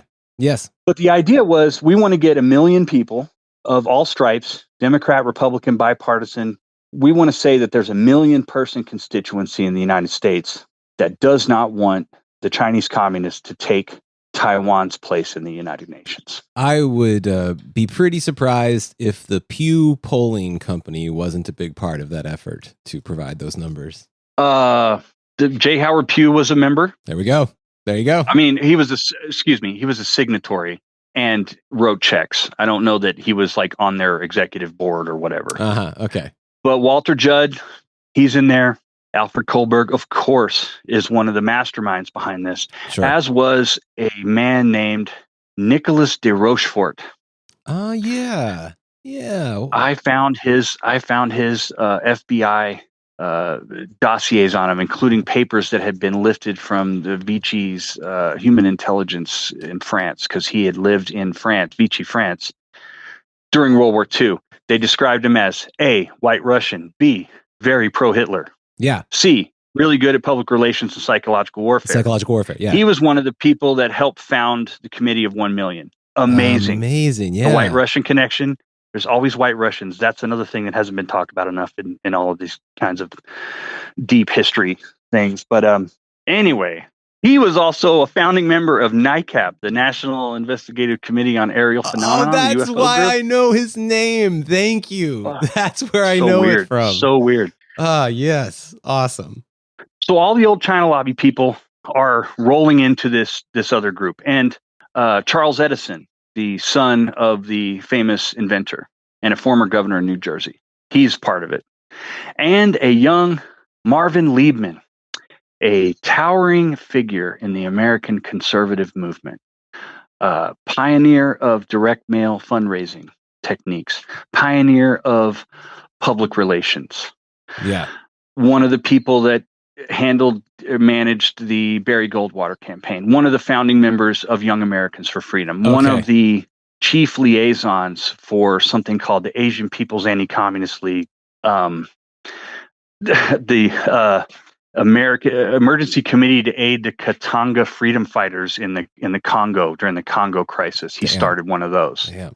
Emergency Committee to Aid Tibetan Refugees. He took credit for helping get the Dalai Lama to safety. Fucking Liebman. Which is, just don't do us any favors, Jesus. White liberal ladies just loving the fucking Dalai Lama. I'm like, bro, he's a vampire. Run. Anyway. Yes. I'm making lots of friends on the State Between Us, I'm sure. I think you are going to come back. Actually. You're in good company here. Marvin Liebman is so successful with this Committee of 1 Million that he just starts his own PR company under his own name the following year, Marvin Liebman Associates. But this would be a pressure group that would go on all the way up till the eve of Taiwan being delisted from the UN. It just kept going and going. And it was anytime this would be just like the anti-Bolshevik bloc of nations. They're an anti-peace lobby. Yeah. Yeah. The one of the first little side projects of the John Birch Society was called CASE, Committee Against Summit Entanglements. And it was just a big PR effort to keep Eisenhower from meeting with Khrushchev. Okay. You cannot have dialogue. You cannot make peace. We are making too much freaking money. Yeah. It's same thing for China. Any kind of rapport or any kind of positive diplomatic statements from Zhou Enlai or Mao towards the West is immediately denounced by these guys as it's a communist trick. Were his lips moving? The dude was lying, you know? Yeah. I just anybody who listened to the old show might remember too that this gets repeated when the sedevacantists and sedeprivationists start pouring out of the Catholic Church because the Catholic Church recognizes the church in China. So therefore, I think who was that at the time? I forget if that was John Paul the first or second or whatever, but whichever one it was, that guy was now a communist and Illuminati. Well, the Committee of 1 Million is this organizing body for the post McCarthy China lobby, and they've got this powerful PR wizard, Marvin Liebman, at the helm, and a bunch of Cywar guys. And it was kind of created. There was a book that came out in the 70s called The Committee for 1 Million, and it was a book about that whole thing. Mm-hmm. And it was kind of hatched or started in a subcommittee in Congress that Walter Judd was part of. And the author is like, you know, is that okay? They're doing that on the government dime in executive session in a House or Senate subcommittee. I can't remember what. And he's like, is that what we're doing? Is that what the United States is? This is like, it's literally secret government stuff. Yeah. You know, but it was pretty successful. I'll give you a little story, but you know, this is one of the most, maybe one of the most remembered China lobby anecdotes that involves the Committee of 1 Million and Alfred Kohlberg. And it goes like this. In 1960, finally, we're going to get out of the 50s. Yeah. I hope. I mean, they're so dense. We've been at this a minute, man.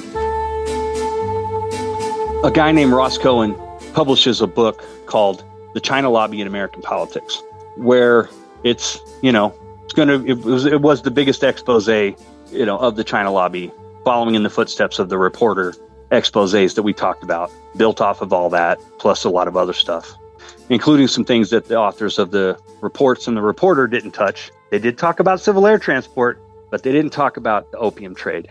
And Ross Cohen in this book alleges that part of the funding that the Chinese nationalists were using to influence American politics had come from narcotic sales in the United States. And that statement caused, you know, kind of almost an international incident. The Chinese embassy, the KMT embassy in the United States, was quite pissed. They had to get Harry Anslinger of the Bureau of Narcotics and Dangerous Drugs, who was, again, had sacrificed his own principles on the altar of anti-communism. So for all those years, anytime there was like a drug bust, he'd say, yeah, this is the Chinese communists that are growing this opium. And then like, nope, that's what's on page 1 of the San Francisco Examiner. Yeah. And then you just flip to page A4 and it's like, actually, this was came from Hong Kong, and it fell into the hands of these Chinese benevolent associations, kind of like the continuance of secret societies in the United States, like mutual aid in the United States to keep, you know, for Chinese expats. Yeah. And they're affiliated with like the Hip Sing Tong or whatever. And these are not Chinese communist opium growers. These are KMT people. It probably came from Burma. Uh-huh. But Harry Anslinger was always running cover for Chiang's revived post-war opium trade. And there was a robust cottage industry led by the Committee of 1 Million that, I mean, they had a film called Red China Outlaw, you know, that was like this expose of all of the drugs that they were growing to try to corrupt our youth or whatever. And it was all a freaking cover story projection once again. Yeah. Because actually it was Chiang's people that were doing it. So this guy alleges that in 1960 in this book, and he gets in a fight with his publisher about it because they're like, you got to take that out, bro.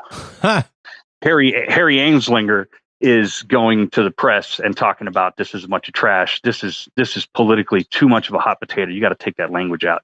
And they fought, and then it was like, that was the beginning. This was Macmillan Publishers. And they're like, actually, thank you for that thing about the drugs. You got to do this too. We want you to change this too. And he's like, you know what? Fuck you, man. We're not doing this. I'll just, you know. So it got published with a smaller print run. And just like they had done with the Reporter magazine, when that hit the shelves 8 years before, people like the Major or his agents, David Kung and other Chinese nationalists would go, hey, guy with the newsstand. Yeah, I'll give you $500, bro, if you give me every copy of the Reporter magazine that just came out. Damn. And this is in part 2 of that series that you'll link on your website. Yeah. The newspaper man refused to sell it to him. Nice. Some slick looking Chinese dude that gets out of a limo and he's just like peeling off hundreds or whatever off his band. Yeah. Like, bro, I'll give you. And he's like, no, I think I'm just going to keep these. You keep your dirty money. So anyway, they did the same thing. They go buy up all the copies that they could find off of every bookshelf. Yep. And libraries started protecting them and putting them behind, in their special collections or whatever, because the copies on the shelves would go missing. And it wasn't banned, but it was effectively suppressed. Yeah. And Alfred Kohlberg and another member of the American China Policy Association, William Loeb, Manchester News Leader, editor-in-chief, and Marvin Liebman, you can see their correspondence at the Hoover Institution where they're writing back and forth, scheming about how they're going to get this pulled from shelves, how they're going to get Macmillan to back off of publishing it, excoriating point by point. Alfred Kohlberg was like a master letter writer. It was just like what he did, just taking Roscoe into task and debating every little point and, whatever. So, but this is the Committee of 1 Million doing this. Okay. And at the same time, Liebman is talking about there needs to be a book about the Red China lobby. We got to project. We got to confuse the issue. We don't know what the word for it. Counter programming. We have to do counter programming. So there's a book that came in, and I think it was John Ashbrook, the congressman from Ohio, that wrote it, called The Red China Lobby, and it's American Friends. And it was kind of a rehash of the Amerasia and all the accumulated talking points and Dean Acheson as a commie and whatever. Gotcha. But that book did not get republished until 1974 with a new foreword that was talking about what had happened and why the book had to languish for 14 years. You're talking about the Cohen book. Yeah. Yeah. By then, there had been published in 72 a book called The Politics of Heroin, CIA Complicity in the Global Narcotics Trade by, I can't remember his name, Alfred somebody. Peter Dale Scott wrote the foreword, and it was 600 pages. Damn. And it just buried the whole idea. I mean, it just went through the whole thing with the 93rd Division and civil air transport and, the heroin trade, And he really didn't talk about APACL or, any of that kind of stuff. But he did talk about it being a KMT kind of deal. So by that point, the cat's out of the bag. So I guess it was just safe to republish. Everybody was beating up on the China lobby at this point in the 70s. It was safe to do so. Mm-hmm.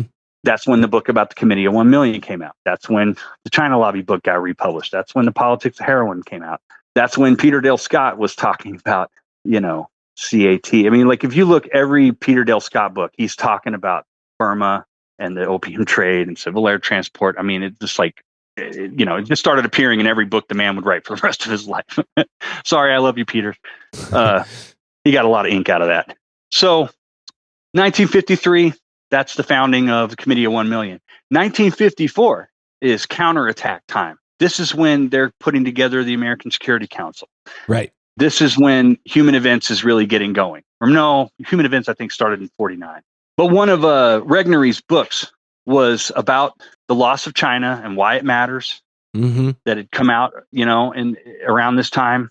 1954 is the creation, the year of creation of a whole bunch of international groups like the Asian People's Anti-Communist League. Its chief liaison people in the United States are Marvin Liebman, David Nelson Rao, and all the people with the Committee of 1 Million. These are like people that are working directly with A, the CIA, and B, the Chinese nationalists. Yeah.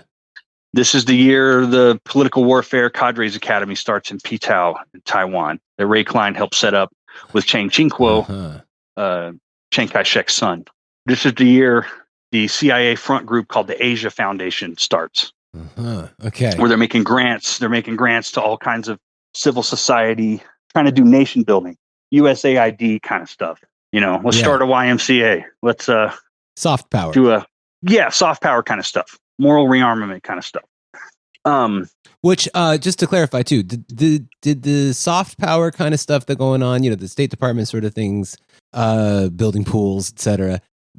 Did that run counter to the Committee for 1 Million's positions? Because I know that there was a lot of flack, especially going on in the American Security Council around this time or a little bit later, maybe 58, 60, whatever, about the difference between a sort of policy of working with, even if it is to extend soft power, as opposed to just total warfare, like a cultural Clausewitzian sort of attack? It just would depend on the circumstances. Uh-huh. I mean, this is happening. Like the Asia Foundation is primarily a civilian thing. Although they're funding APACL, you can see it. Like, just go look in the Hoover Institution archives for the Asia Foundation and look at the finding aids, and you can see all of the things that they were all up in. Helpful.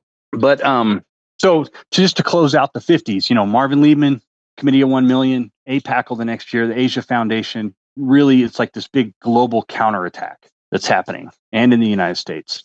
So many different organizations from 54 to 58 are getting started. Marvin Liebman becomes the Secretary General of the first abortive attempt to create the World Anti-Communist League in Mexico City in 1958. He's complaining to Alfred Kohlberg in his correspondence about how the CIA is using him as a liaison between various Latin Americans and Muslims and Ukrainian Nazis and whatever. And then he wants money from them. Walter Judd asks Alan Dulles point blank for $15,000, and Dulles turns him down. Says, "No, this is maybe if something happens, something that takes off, we might consider it." But then you zoom back, and it's like, no. What he should have said is, "Bro, we're already funding you in so many different ways you don't even know about." Yeah. Have you heard of the Asia Foundation? Yeah, that's us. Also, we're pretty busy in trying to figure out if we can weaponize psychokinesis, so we're gonna let this one slide. Yeah. No shit. Yeah. So, so Marvin Liebman, and the American Security Council, they're all present at that 1958 Mexico City conference. That's also the same year, 1958, where the Liberty Lobby gets founded.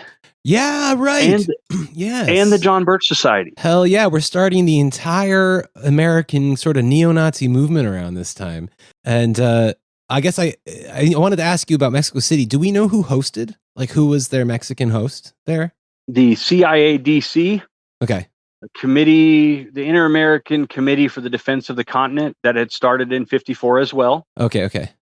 Something Buckley Network, something. Gotcha. Jorge Prieto Lorenz from Mexico, Los Tecos. The early Tecos are involved with it. I was going to ask if it was too early for the Tecos or not. I'm struggling to remember, but yeah, Buckley would have been. He had done his thing at that point, hadn't he? He'd already been down there at the universities, fucking around for the CIA. Yeah. Yes. And some other people, you can read Peter Dale Scott books to, Carlos Marcello's somehow involved in Mexico and the CIA station down there, and something Lee Harvey Oswald. I don't remember, All right. Yeah. JFK stuff, man. It's like Star Trek. It's for boomers, whatever, man. Gives a shit about JFK, man. It's RFK Jr. you got to worry about. Fuck JFK. God damn. Anyway. That guy though. Right. So anyway, the China lobby is the remnants of the China lobby. Walter Judd, I mean, all those guys. Alfred Kohlberg, he's a founding executive committee member of the John Birch Society and probably gave them some of their best ideas. 1958 is the year that The Politician leaks. And you get people, even like Robert E. Wood. I saw this in the papers I got from our man, Nick Giraffe. He's writing to Robert Welch saying, look, I kind of like what you guys are doing, and no, Eisenhower is not the best president, I don't think, but he's a commie. Come on, man. I can't get down with that. Yeah. He's still a good American, and I'm not going to be part of your organization. Meanwhile, Pedro del Valle writes Robert Welch about a year or two later, because he's joining the John Birch Society at the beginning. And then he finds out Alfred Kohlberg, a known Jew, is on your board. Yeah. No, Robert Welch, take my name off your shit. I think I'm not going to be sending you any more money. Bobby Wood probably didn't appreciate that too much either, knowing his past. This is when people's anti-Semitism is tested by their anti-communism around this time. I like the way you put that. That's yes. Fortunately for people like Del Valle, the right-wing plumage is now filling out.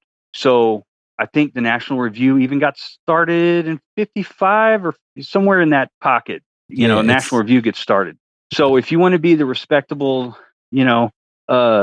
wing of this new conservative movement that's coming up, you can be part of Young Americans for Freedom that starts in 1960, and Marvin Liebman and Lee Edwards, who helped run Committee for 1 Million, conservative powerhouse himself. they're part of that creation of the Respectable Young Americans for Freedom movement. If that's not paranoid enough for you, you can join the John Birch Society. Right. And if they're too gun shy about going after Jews, and if they're, too lukewarm in their opinions about, I don't know, Francis Parker Yockey. Come on to Liberty Lobby, baby. We got you. You can come on to Liberty Lobby. By the way, if you read Dreamer of the Day, it mentions Francis Parker Yockey wrote at least a couple of speeches for Joseph McCarthy. Yo, really? I don't remember that. Oh, it's in there. Crazy. Yeah, at this point, no shit. The diversity of the American right at this point is essentially a collection of style guides more than anything else. This is what we don't say on National Review. This is what you can say in Liberty Lobby, etc. Yeah. So Charles Willoughby is bragging to Charles Willoughby was the G2 head for MacArthur's shop over there in Japan, right? Yeah. He's the guy he called my little pet fascist. He's bragging to Alan Dulles that he's on the editorial board for the National Review, American Opinion, and the American Mercury that had just changed hands from whoever the guy was, the Thompson machine gun guy, and had gone into somebody else's hands, and it took this really hard anti-Semitic turn. It wasn't Revelo P. Oliver's hands. I know he wrote for them. I'm not sure if he was on the editorial staff then. But yeah, it got real fucking bad real fast. Yeah. Yeah, it became a Nazi Dulles, paper. Like, hey, I've got a finger in all three shades here. Yes, perfect. I've got a Liberty Lobby adjacent magazine that I'm part editor of. I've got John Birch Society's journal that I'm part of, and I got National Review. So if you ever need any help with getting the message out, tweaked to whatever flavor of Kool-Aid these people are fucking drinking, I got you. Yeah, we like Willoughby on this show. He likes to bring things together. Have not brought him up much, though. Maybe he's worth an independent look. He is. He very much is. Alfred Kohlberg, in his papers that I've gone through pretty extensively in the Hoover archives, he gets tipped off. Somebody sends him a copy of the new and improved American Mercury that he had been a subscriber of and showing him this anti-Jewish stuff in there. And Kohlberg has to kind of make the decision, because, he had helped start the American Jewish Committee Against Communism. They were trying to be like, the good Jews that were like seriously anti-communist. And is that good enough, guys, boss? Am I in the club? Or I know I'm a Jew, but, I'm super anti-communist. Like, no. Man, it's fucked. Yeah, so Kohlberg actually has to reluctantly write to American Mercury saying, hey, cancel my subscription. And you owe me so much for prorated for the rest of the year. I don't want nothing to do with you guys. Mm-hmm. I wish Marvin Liebman could do the same, but he didn't. But Alfred Kohlberg, at least there at the end of his life, because he died in like 61, he had the temerity to be like, no, bro, too much. I used to think you guys were cool. Just a point of fact, it was Russell McGuire that took the Mercury, and that was around, we're talking around the time he's 55, 56. That's when George Lincoln Rockwell was writing for them, the founder of the American Nazi Party, of course. Right, because they're all just pushing at each other going, no, I will never be seen above the table. We'll just play footsie under the table. Yeah. Because it was all the same fucking critter. Yes. Just filled out with different, for your particular flavor of Kool-Aid. Like I said, we got something for you. Kind of coming to the end here. I want to kind of just sort of circle back and kind of, sum up some of this stuff. I said earlier that pretty much everybody, even Luce, even Kohlberg, everybody was happy with the way what happened at Yalta, the negotiations to carve up the post-war, order. Yeah. And they all would change their mind because the winds changed. And it's like, no, we can make a lot of hay and maybe retake Congress if we just thump this commies in the government line. Right. And all kinds of other people that were doing the European bite seat sniffing and didn't really care about what was going on in the Far East, they come like moss to a flame because we can now, we have some ammunition. We can talk about a secret communist conspiracy. And if you prefer a Judeo-Bolshevik conspiracy, you got your in the different highest style levels guides. of government. Mm-hmm. It just happens to have come from the Chinese nationalists, but we can use that for conspiracy mongering and breaking down the post-war American consensus across all of the right. Like I said, even Francis Parker Yockey, who didn't give a damn about the United States, he's writing for speeches for Joseph McCarthy. Why? Because Joseph McCarthy is taking a hammer to America's internal political consensus and its foreign policy. The fear of the consequences of the Truman era with regard to Vietnam and stuff had played a big factor in forcing or making Lyndon Johnson feel like he had to do Vietnam. It's like you saw what happened to people in the China lobby. God damn, they called George Marshall a communist. Yeah. I'm not going down like that. So we're going to Vietnam. Yeah. Attitudes about the Korean War, attitudes about Taiwan and China and all the various diplomatic incidents where a new president comes in and they make a call to Taiwan and it pisses the Chinese off, all that stuff. The current, China could have been our friend. Instead, it's Chiang Kai-shek and this Cold War that's gone on to this day, and Nancy Pelosi flying over there and thumbing her nose at everybody and all that stuff, man. It all traces back to this. I'm going to open my notes, and I got a couple other little things. Great. But, the good news is you and your listeners don't have to be intimidated by looking into the China lobby. Thank you, fucking Keith. Thank you. I just did it. I just want to see little scraps, if anything else, that I maybe have missed. But I think we've given it a pretty good go here. How long have we been going, boss? Well, hard to say. I'd say about 2 hours. 2 hours is a healthy. I mean, for the China lobby, that's a healthy amount of time, I think. And also, let me just say to the listeners here, Keith has agreed to come on and join us for a tavern meeting on the show for those of you on the Patreon. And anything we missed, we can pick up then too. And he'll be here to answer any questions y'all might want to send me ahead of time or live in the chat on the day. So go to the Patreon page for more information about that. But Keith, take us home. You had mentioned Wiedemeyer. Oh my God, yes. That fucking guy. I can't believe this man. I can't believe this man just sort of wandered through his life the way that he did without anyone stopping him. Yeah, it's weird. I was reading about him last night because I know from you had done a shout out to Dave Emery. Yeah. I know not everybody's going to go with me on that. Well, I've read about Dave Emery. I now understand why people, he's ruffled some feathers, and I think that's putting it nicely over the years. Sure. But Dave Emery is a hero nonetheless. Yes, he saved me from a life of being a full on conspiratard. Fuck yeah. Started reading his stuff and listening to his show in about 2007. And it really helped me deprogram myself out of the fucking Alex Jones model village of the mind. Bravo. Dave Emery helped with that. So I'll always have a lot of respect for him. He's very helpful to get out of those scenes, because he's still got maybe a little too much garlic for me sometimes. You know what I'm saying? A little more garlic than bread sometimes, but like he's got the fucking bread. He brings it to the table, and I do feel a kinship with that him. whole Nazis under every bed thing that he thumped, for almost 50 years now. He wasn't wrong. And you look back, and it's like, I think my man was onto something. I think he had it. Yeah. Well, anyway, in his radio shows about Wackel and the American Security Council and stuff, which are decades old, he talked about Wiedemeyer as being the guy that leaked the Rainbow Five plan. Yes. For war in Europe on the eve of Pearl Harbor. Yes. To Chicago Tribune, to McCormick, the guys that started the ASC in Chicago, right? Yeah.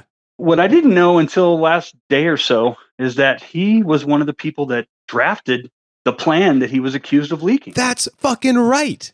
That's insane to me. I mean, this guy also never made his allegiances. He never kept them quiet. I mean, we talked about in the last episode him giving fucking tours to Lindy around Germany, possibly in a Nazi uniform at some point.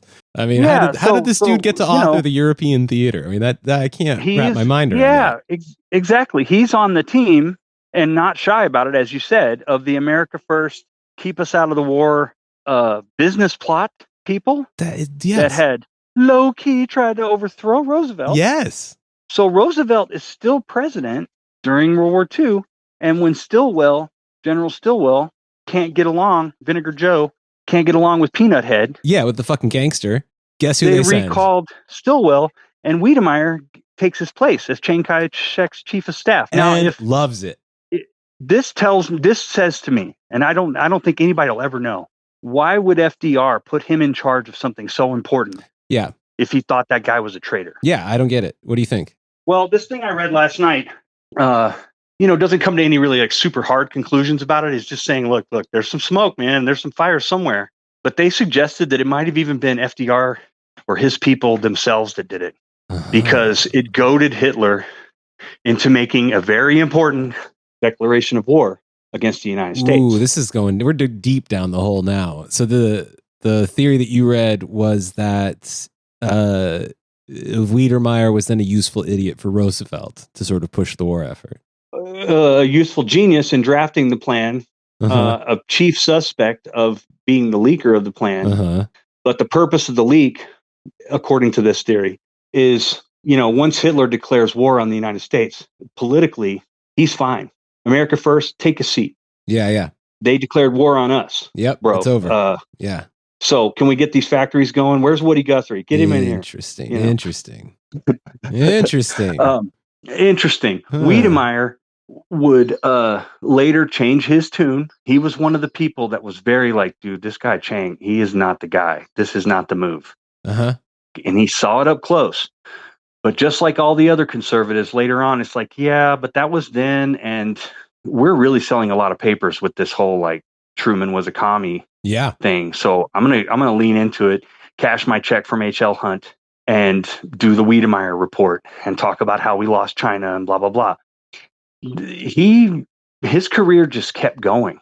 He was part of all this China lobby stuff. He was part of the American Security Council. That's right.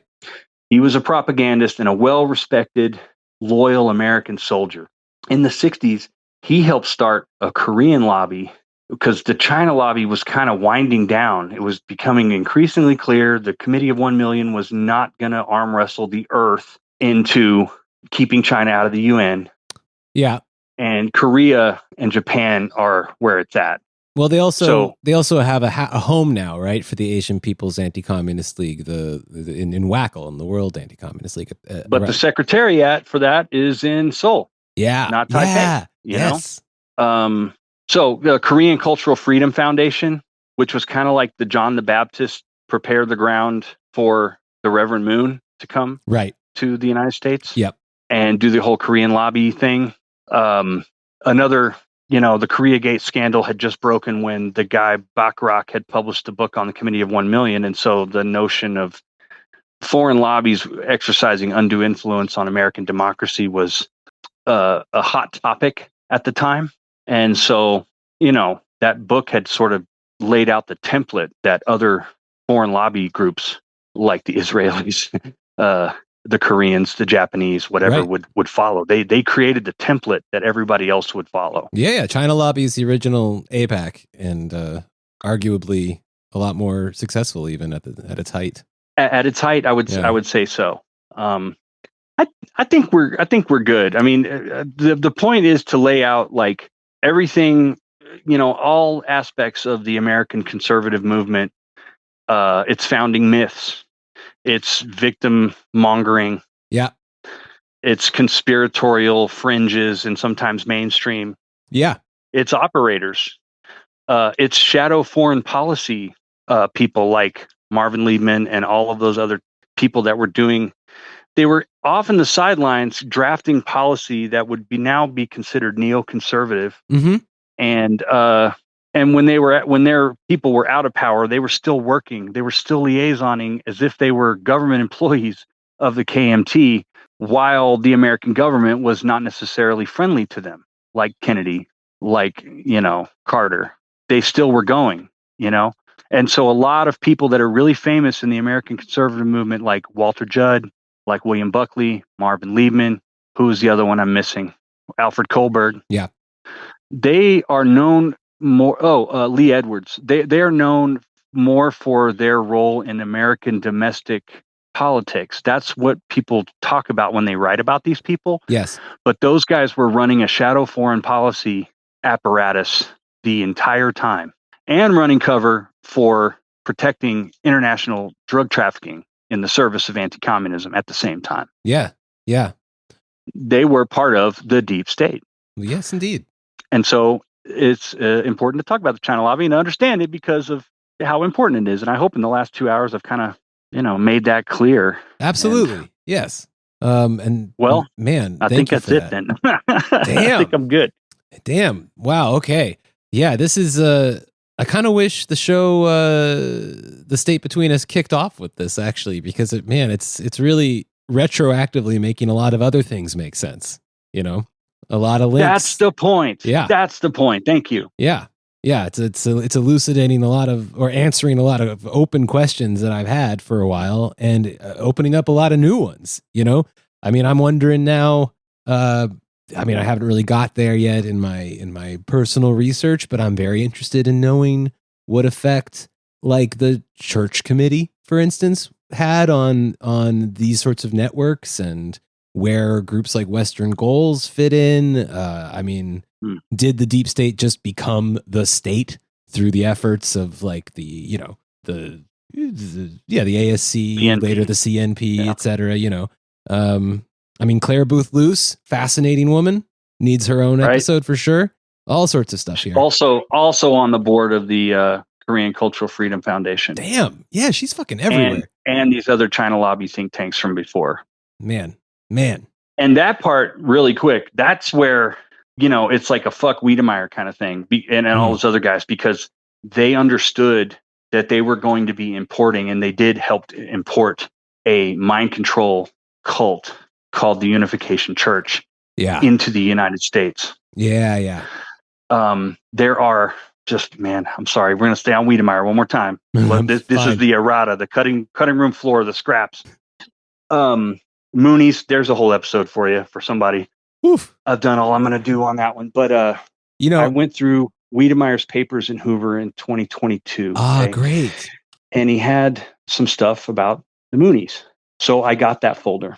Uh-huh. And he is, towards the end of his life. This is in the early 80s. And he had gotten a letter and a visit at his ranch in, I think, Virginia, where him and a Colonel Ray Sleeper, big UFO guy, entertained a young lady named Nadine Hack. And if you go look for her on YouTube, you'll see her doing TED Talks about like conflict resolution and group dynamics and stuff. Okay. And she's worked on like big brand companies like Coca-Cola and things over the years, been like a corporate consultant. Well, here's the young Nadine Hack. She probably wouldn't have been more than like 20 years old. And she's written a letter to Wiedemeyer saying, it was so nice to see you and Colonel Sleeper last week at your house. And she's giving an account of the Reverend Moon's last little speech before he surrendered and turned himself in to serve jail time for tax evasion in the early 1980s. Right. And the details of it really don't matter. The point is, 20 years before, Wiedemeyer had led the charge. He was the guy that started the Korean Cultural Freedom Foundation that would result in the Moonies coming to the United States. Word. And lest anybody think that was the one and done, Harry is 20 years later, and he's got a little informant that's a little young Mooney that's writing to him to tell him about what it was like seeing Moon give a little talk and then get the cuffs on and go into jail. Mm-hmm. So he stayed involved with it. Mm-hmm. Okay. Man, if you want, we could tie in Tim LaHaye into that at that point. I mean, the author of the Left Behind series, co-founder of the CNP, he was one of Amway. One of his. Oh no, that's Richard DeVos. Sorry. Oh God, you're right. Sorry. You're right. You're right. Yeah. But one of LaHaye's first scandals, I guess, in the CNP was moving money around for Sung Young Moon during his arrest and shit. Yeah. Mustering defenses and all that. Yeah. God damn it. Yep. China lobby. Who'da thunk it? Whew. I'm spent, bro. I'm done. Yeah. Thanks for giving me all the homework. I hope I did right by you and your listeners. I read a lot of crap. You kill it every time, Keith. Always welcome here. And we'll look forward to hanging out with you again in a couple weeks, and we'll see who and how we confused people, if anybody here. But from where I stand, this was a very clear narrative. It answered a lot of questions for me, and gave me the will to carry on. Because fuck these guys, fuck every last one of them, all the way up and down the timeline. We're gonna get them. Okay, buddy. Before they get us, like Fred Hampton said, we got to stop fascism before fascism stops us all. Okay. Right. That's right. Right. Got a sort of a fascist situation. That's right, Bill. All right. Well, take care, Fritz. Thanks for the opportunity. Thanks for giving me the homework. It really helped me understand something. I'm going to tell you, I did not have the grasp that I have now on this thing. So, brother, when you write this book, I'm telling you, one day, need this whatever. thing. Maybe I'm just going to be a podcaster. I don't know. That's fine too. That's fine It's too. hard. I need some like rich person to just give me like $1 Brazilian, and I could just don't come out of this room. I'm going to feed you. Yeah. You got life. Life happens. You got stuff going on. Anyway, where's our China lobby? Where's my China lobby? Exactly. Yeah. All right, Keith. Thanks a lot, man. Talk to you later. Okay, buddy. Bye-bye. Bye. Can't really show